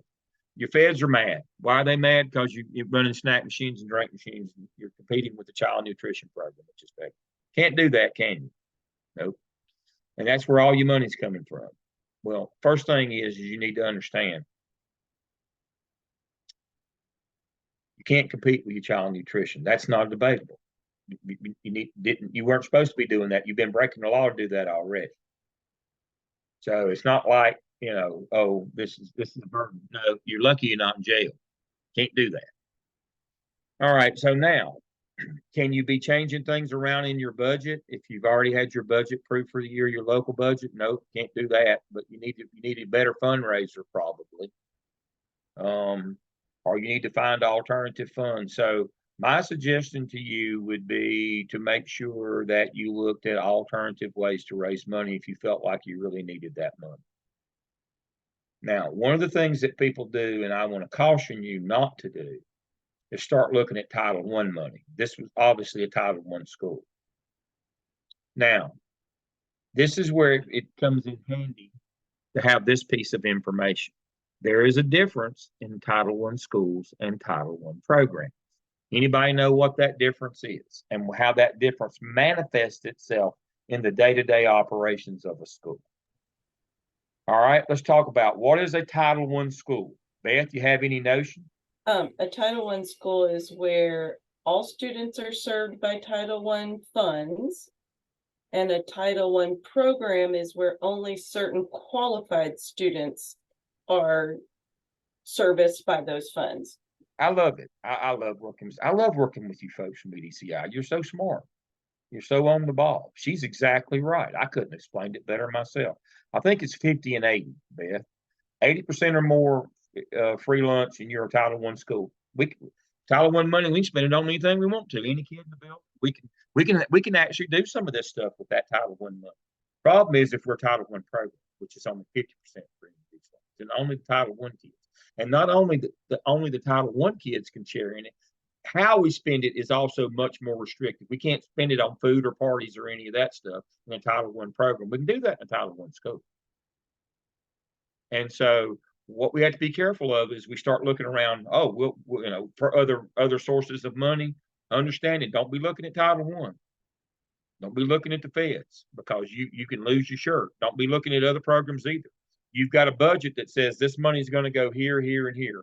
Your school budget should have four different line items: federal money, state money, local money, and school money.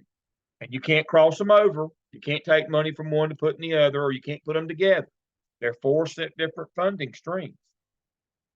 Your school money, which is fundraising money, you can't move something from somebody else, one of the other three streams, over into that. Can't be doing that.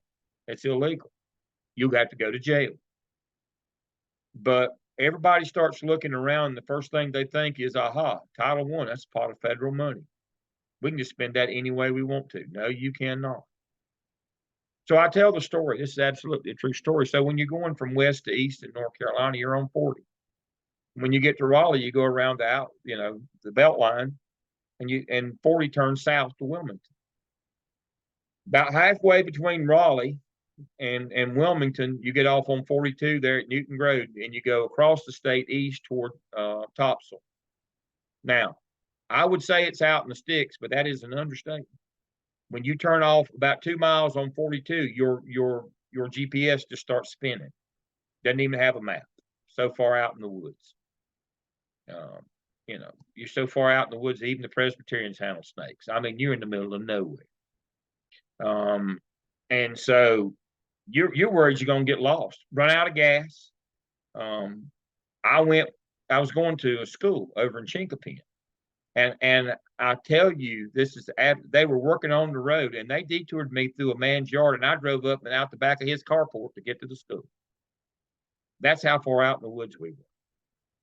Now, that's relevant to the story that when I got there, they were a Title I program. When I got there, they were having a Title I audit. What is the probability that people from Raleigh said, we're just driving by, we thought we'd stop by? Well, you needed a helicopter to find the place and a search team. What he had done was listen to his teachers. The third grade teachers had tore his tail. They were mad. She's only got 12 in her room. We got 32 in ours. And so he put 20 kids that were not Title I in a Title I room. And I'm sure she picked up the phone immediately. So I was there an hour waiting on him. That wasn't the bad part. I had to go back 2 weeks later to meet the new principal. You don't misspend federal money but one time. And then somebody else gets that opportunity. So understanding when your local school budget, you got four streams of money: federal, state, your local county money, and then your school money. When your school money goes short, do not be looking at the other. So you might find another way to raise money, but you can't be looking at your federal, state, or local programs to pull money for them. That is illegal. You will go to jail. Your hope is all you do is lose your job, and they don't make you go to jail or refund the money, what they call a reversion. So this is one about, yes, this is a problem, but if you can find another way to raise money without violating the federal lunch, your child nutrition program, then go right ahead. But A, you're violating federal law already. B, don't be moving money around. That's what this case is all about. All right, and what was my on this one? Let me share the screen here. Okay, back here, and so 25. Get to my notes here. Okay, this is an easy one too. Let's see, 25.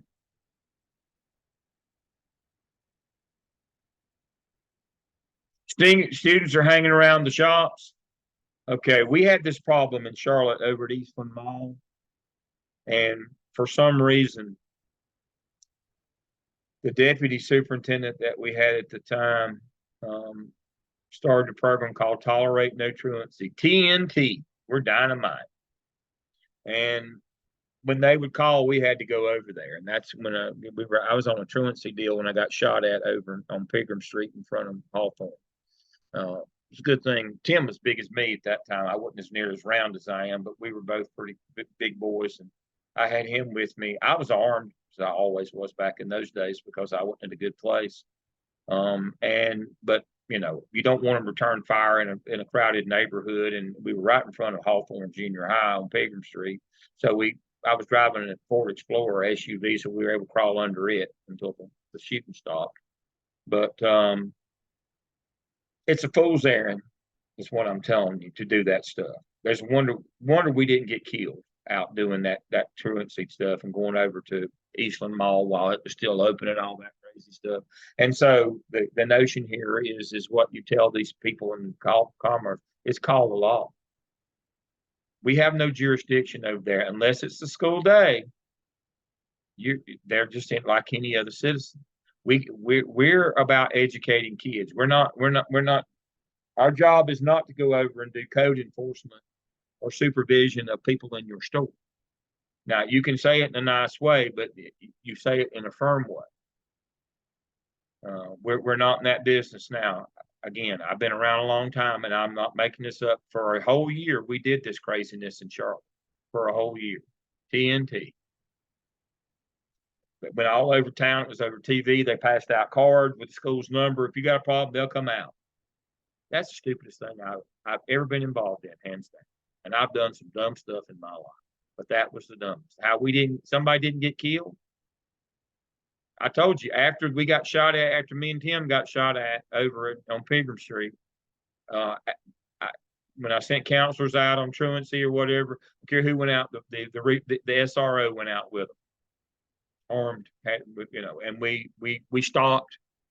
We stopped making, the bus stop. We stopped going to Eastland Mall. We just stopped. I mean, when they start shooting at you, folks, it's time to go home.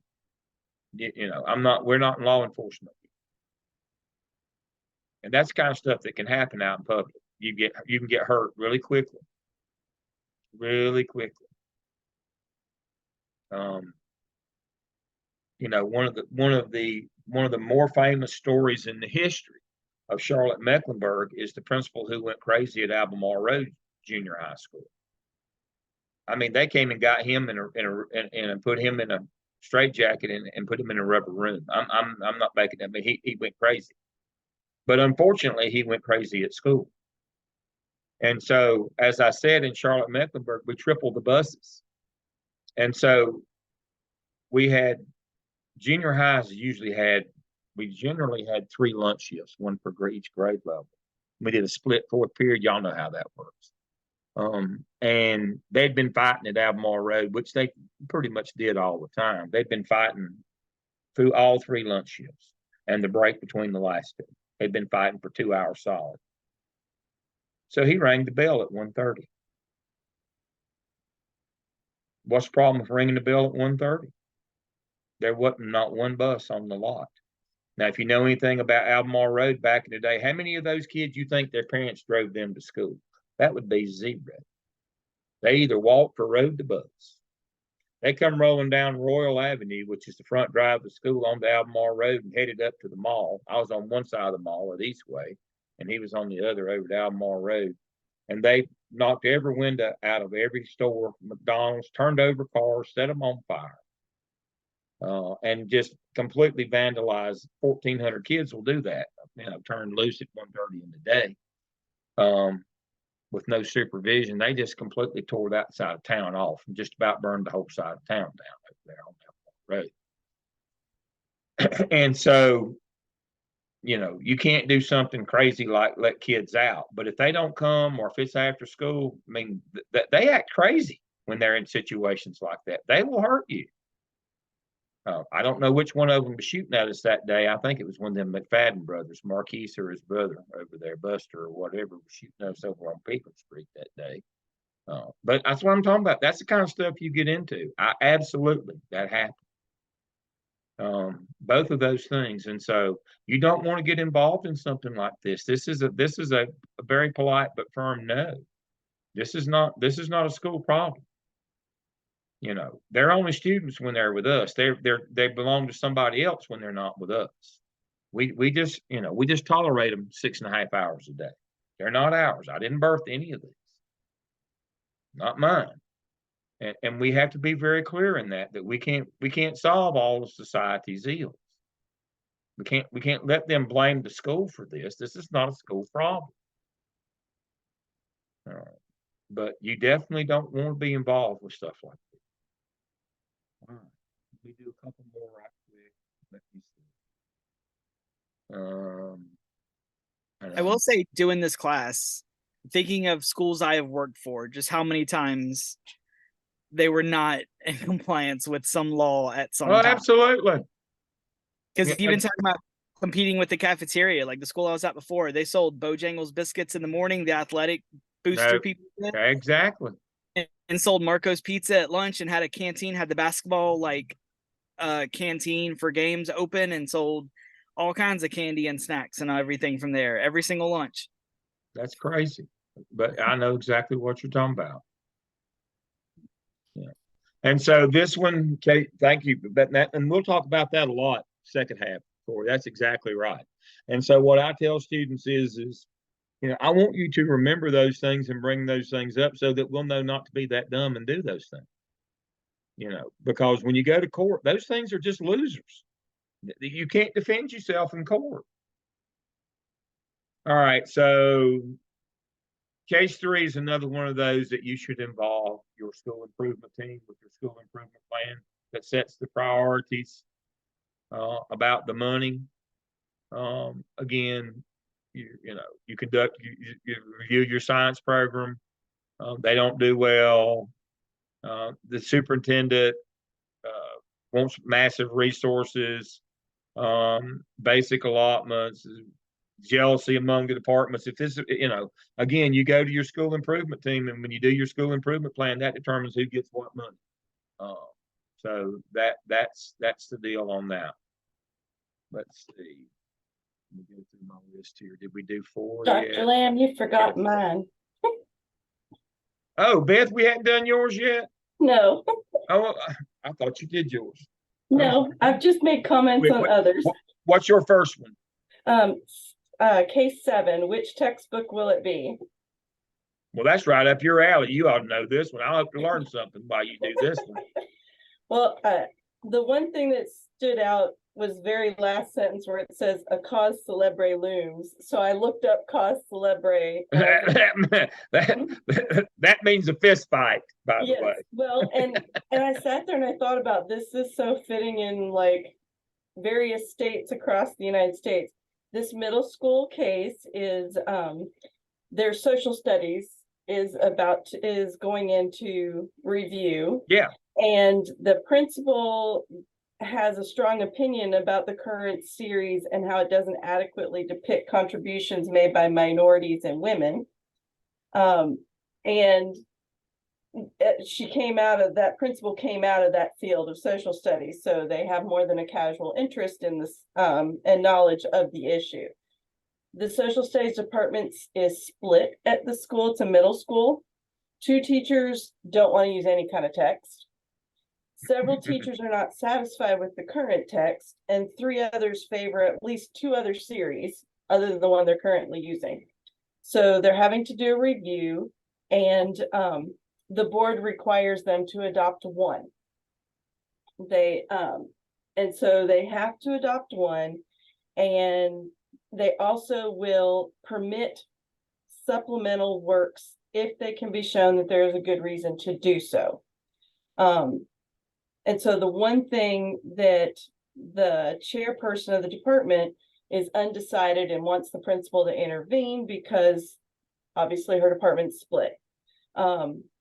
so the principal goes and starts looking at the review of the staff evaluations of the people in that department.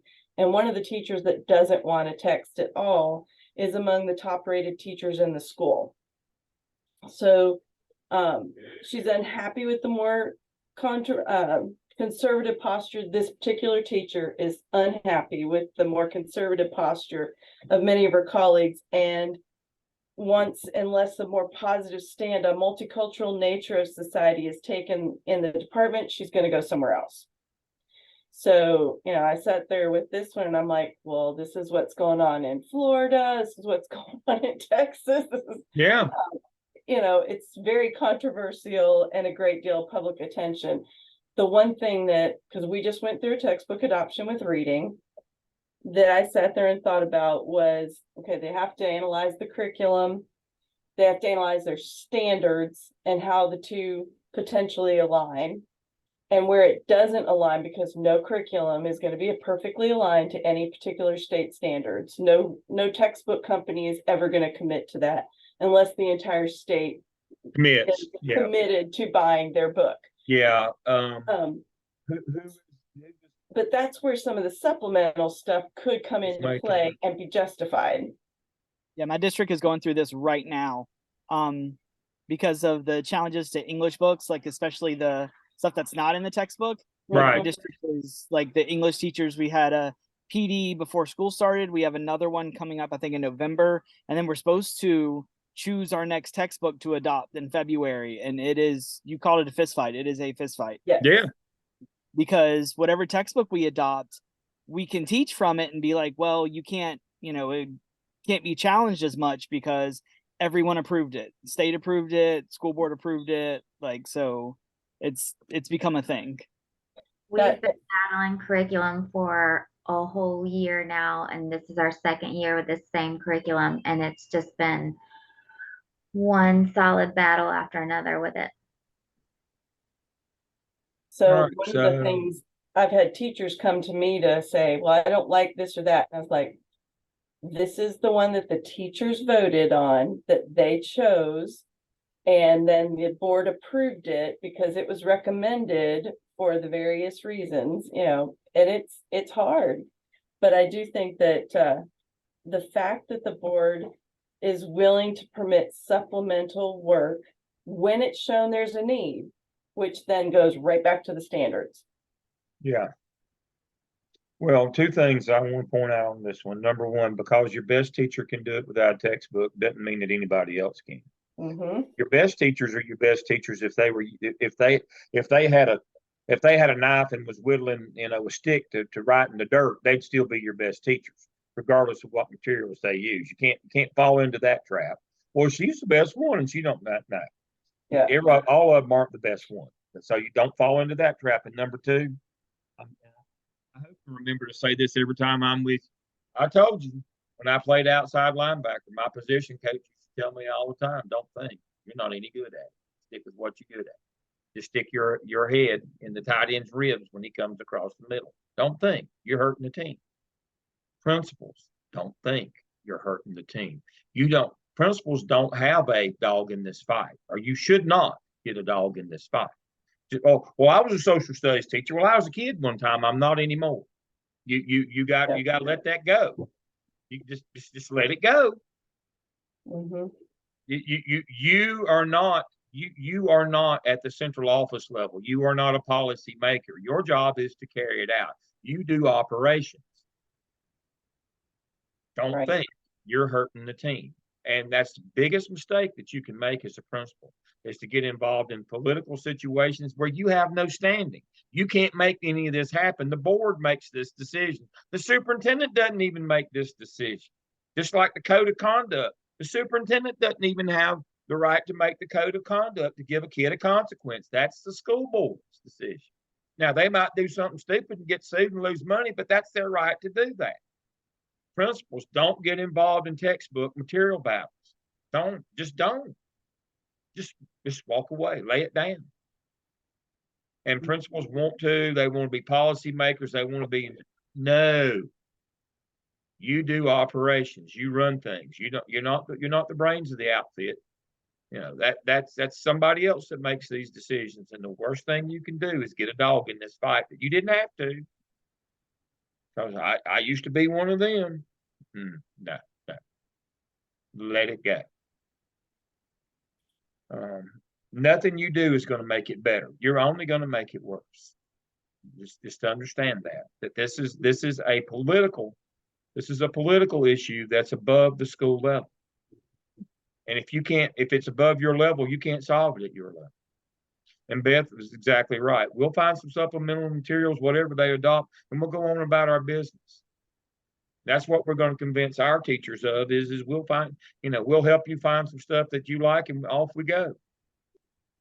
Our job is to teach kids, not to get in some political battle. We can't be social justice warriors one way or the other. That's what's wrong with schools now already is we forgot. We teach kids. What do they do at Jones Sausage? They make sausage. What do we do in school? We teach kids. We've lost focus on it. And it's up to you as the principal of the building to remind everybody that you don't have opinion on this. Whatever it is, we're going to find a way and off we go. Stay out of the political fights that you don't have a dog in the fight in. It won't work out for you. Just tell you that. Beth, what was your next? What number was it? The next one is case 16. We object. Okay. In case 16, the principal is a high school principal, and he gets a letter from a parent, and the parents want their child dismissed from her 5th period health class for the remainder of the semester because they don't, their decision is based on the fact that the materials used in the classroom and the methods of teaching are in complete disharmony with the values and beliefs that they have tried to implement at their home. They said that when the adults who have direct influence on their child through teaching begin to promote a value system that has been rejected in their home, just consider the impact on your child and how it will affect their decision-making process when they themselves have to be under peer pressure. The parent gives the example of just because kids are having sex doesn't mean we need to teach about safe sex. And just because children are drinking doesn't mean we should have to teach them about responsible drinking because it could be compromising what values are being taught at home. So that's the basis of the letter. And as a result, their request is that their child be removed from the health class for the remainder of the course. So, I remember in teaching 5th grade, it's been a few years, they quit doing it, but they would bring the school nurses in to teach health ed, and the boys would go in one room and the girls would go in another with different nurses to learn about their bodies and changes and things. And I remember we had to go through and have parents sign a paper saying that the child could participate in the class. It explained what was in the class, so that they knew what was going to be taught, so they could sign to say, yes, my child could participate, or no, my child could not. I just wonder if that couldn't have been a situation with this. I mean, that'd be a board decision, though. This goes back to the same thing we just talked about. Curriculum is a board decision, and the programs that we run is a board decision. And the opt-out, whatever the opt-out clause or system is, again, that's a board decision. If the board has not created a provision or an exit clause like that, then the kids got to go to class, or we don't, as a principal, if this is mandated by our district that everybody goes through that has this construction, we don't have the authority to say, well, you don't have to do this. Right. Now, if Laws was here tonight, he might say, well, I'd slip him over in this class over here, but that's only going to be a problem. That's going to be a bigger problem. And so this is one of those times when, you explain to parents, the board adopts a curriculum for this school and for every school in this district. And then teachers present that curriculum. We used to call it the standard course of study.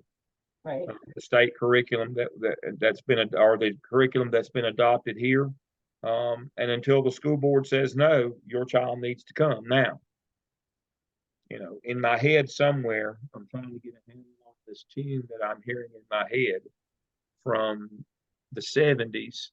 Y'all won't know this one. It was a band out of Jacksonville, Florida called Molly Hatchet. They played really wide open, wild Southern rock, flirting with disaster. And one of the throwaway lines in that song was, "It ain't for everybody." That's what you have to explain to parents here. But you're the one that's flirting with disaster if you let this kid not do this, because then everybody will want to be opting out the next week. But what you have to explain to that if your religious beliefs are such as this school may not be for you. It's not for everybody. I mean, if you have that kind of relationship that you could say that to them, you're not trying to get them to leave or run them off. But one of the things that you better not be doing is modifying the curriculum adopted by the Board of Education. You do not have that authority as a principal in any, or to waive that somebody has to do it. Oh no, you cannot do that. Right, I was just saying that based off the fact that we had that option with these Yes. filters, I was wondering if in this That's a great particular thing. If case, the board has that was adopted that, possible as well. yes, So, that is one of the things the board can do. I mean, I remember back in the day when I was a junior high principal, we had an alternative that they could choose rather than to do that. That was fine, as long as the board said that was good. But my point is not that you said that. I'm saying if that's your best option, is if you've got an alternative to that. If you don't, you better not be creating one, right. because the board's going to say is not going to be happy with that. Now, some parents might cheer you, and there might be some board members, individuals, these coops that get hired nowadays.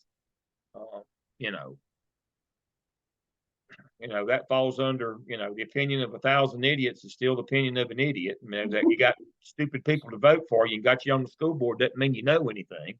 Right. But whatever the current policy is, that's what you uphold.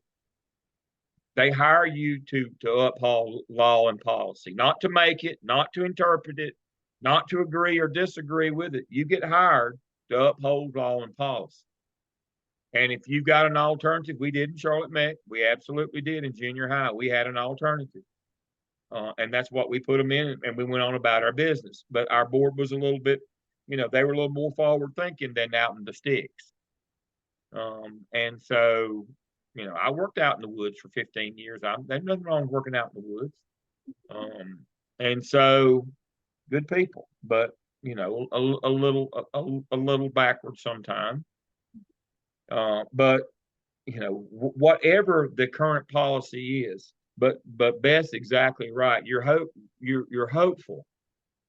You're hopeful that your board's been progressive and thoughtful enough that they've given you an option there. If they hadn't, you better not create your own. Is the point, because you can't, if they're supposed to go, they have to go. And that's when you sometimes have to have that critical conversation with parents about, is this really the best choice for you? We support your beliefs in home, your church and all those things, but this is a public school. We have to run it for the masses, and we have to follow the laws and policies that we have. This is not something we can just excuse out of hand. She's got to have this health credit in order to get out of the 9th grade. That's a state requirement, and we can't put her in something else and say that she did that. Then we get in trouble with that at graduation time. I mean, how many people tried that during COVID, and how many kids had to go to summer school the last 2 summers because of that across the nation, because administrators took the easy way out and were trying to do shenanigans. That's that, and then the kid ends up paying in the end for that. Not you and not the parents. Well, the principals do sometimes. So that's the notion. So I had one more. Mm-hmm. Now this one's an interesting one. It's case 18, write your legislatures. And with this one, the principal is the principal at a middle school. And in the morning got a bunch of phone calls all about a similar topic. The superintendent called, school board members called, and one was from a local state legislature. Mm-hmm. The teacher was teaching writing and Mhm. arranged for the students to all write a letter to a local legislature to and to write a highly charged letter to an identified legislature or governor about a proposed cuts to state school financing. Right. Cuts would include reduced healthcare benefits and less state aid for teacher salaries. And so the issue that they really brought about is that they felt the school board wanted her dismissed because they felt like or him because they felt like he had improper conduct because the teacher arranged for the mailings but did not read the letters before he sent them, and that the students had been coached on the issues about which to write. The legislature wasn't terribly upset but kept the letters. The school board members said they violated school system standards of professional conduct. And so it came down to the superintendent is asked for recommendations and wants to know what the principal's recommendation would be on what basis to make the recommendations. The teacher to this point in his career has an unblemished record and was just 2 years ago won the district-wide Best Teacher Award. His annual job reviews have always been good to outstanding. So, of course, we're going into being standards-based, so I'd have to wonder at, what standards was this teacher addressing with this writing assignment? And I also then would have to wonder if it was politically charged for some reason, since the teacher coached the students on the specific issues to write about. I do feel like possibly there could be a reprimand, but I don't know how I feel about the dismissal piece. I'd have to wonder if there were some other things going on, in which case then it could be unprofessional conduct. And we'd have to look at what consequences would need to be. Okay. I'm a New Ox guy, but in this case, I'm not. First thing I would have to ask is, are we turning in weekly lesson plans? Are we turning in unit plans? Are we approving all class projects, either through the department chair or the API, the assistant principal for instruction? How are we monitoring what's going on? How is this a surprise to us? Now, if this person turned in one thing and did something else, that would be unprofessional conduct. Said, I'm going to teach this, but then did that. But in a case like this, if we weren't checking, how can we say it's unprofessional conduct if we weren't checking to make sure? And as Beth said, if it links back to, the goals and objectives from the standard course of study that they're using, the context of the class, I mean, how's that unprofessional? And if we weren't checking and didn't, and it was right there in the lesson plan that we're going to do this assignment, how's that unprofessional?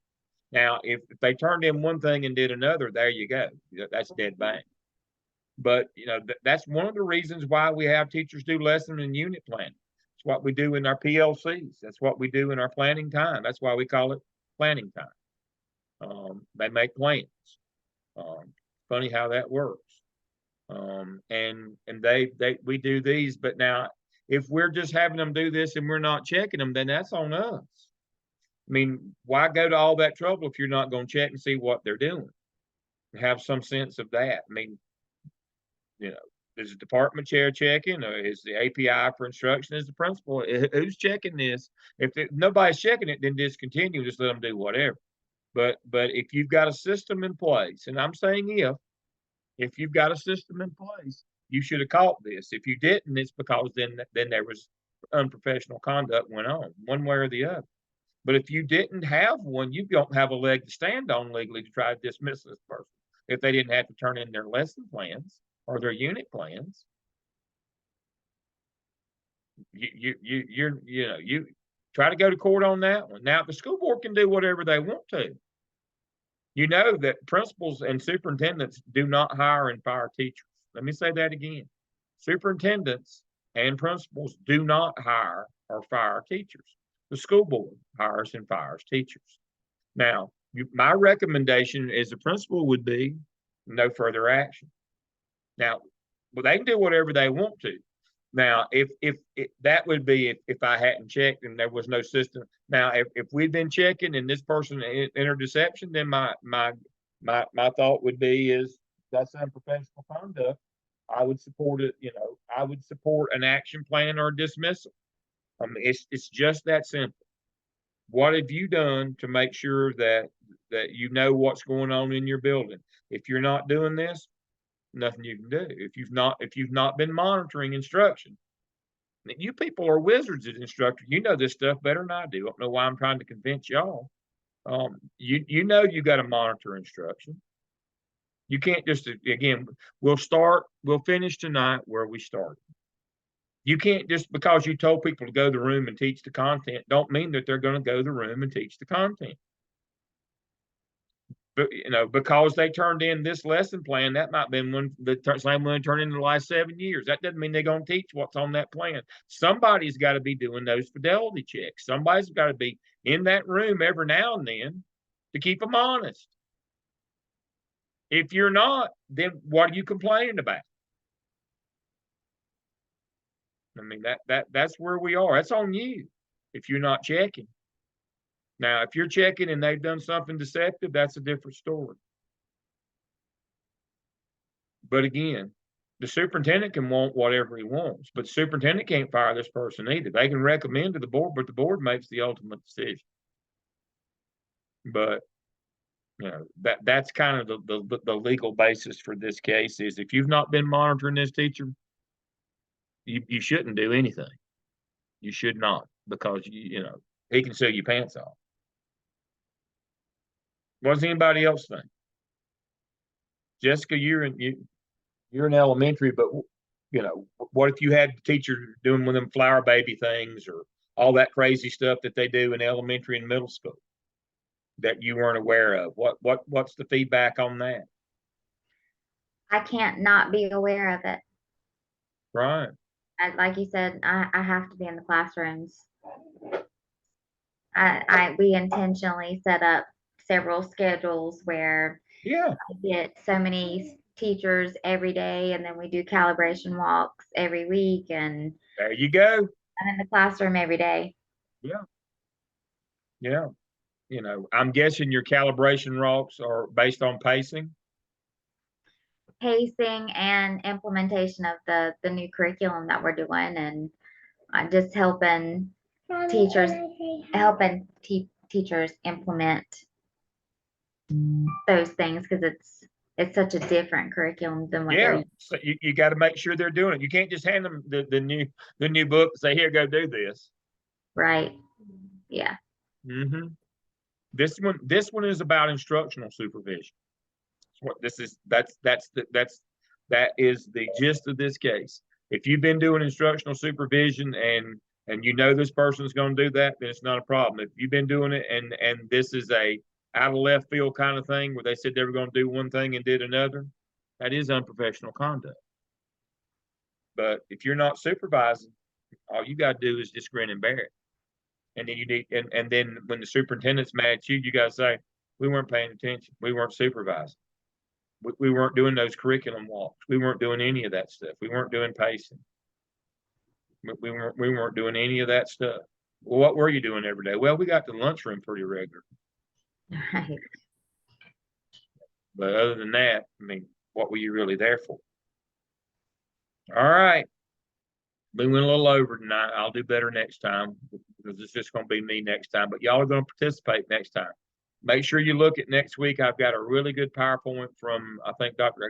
Jordan's in there, Griffin Jordan on personnel. We'll cover that next week again. Because it's just me, I'll keep it at an hour next week. We just do an hour when it's just me. Because Lord knows an hour is more than enough for me. But I appreciate you reading your cases. Look at all of them. They're all there. Start looking at those. But again, we're going to shift our lens to the ethical paradigm for next time. And then when we get to our cases in the back half, we're going to be legal experts by the time we do those at the end of the course. We're building into this. I appreciate you being with me. I enjoy it more than y'all do, I'm quite sure. And so I will see you in next week. Yep. Excited already. Everybody have a good week. Thank you. Good Bye. night.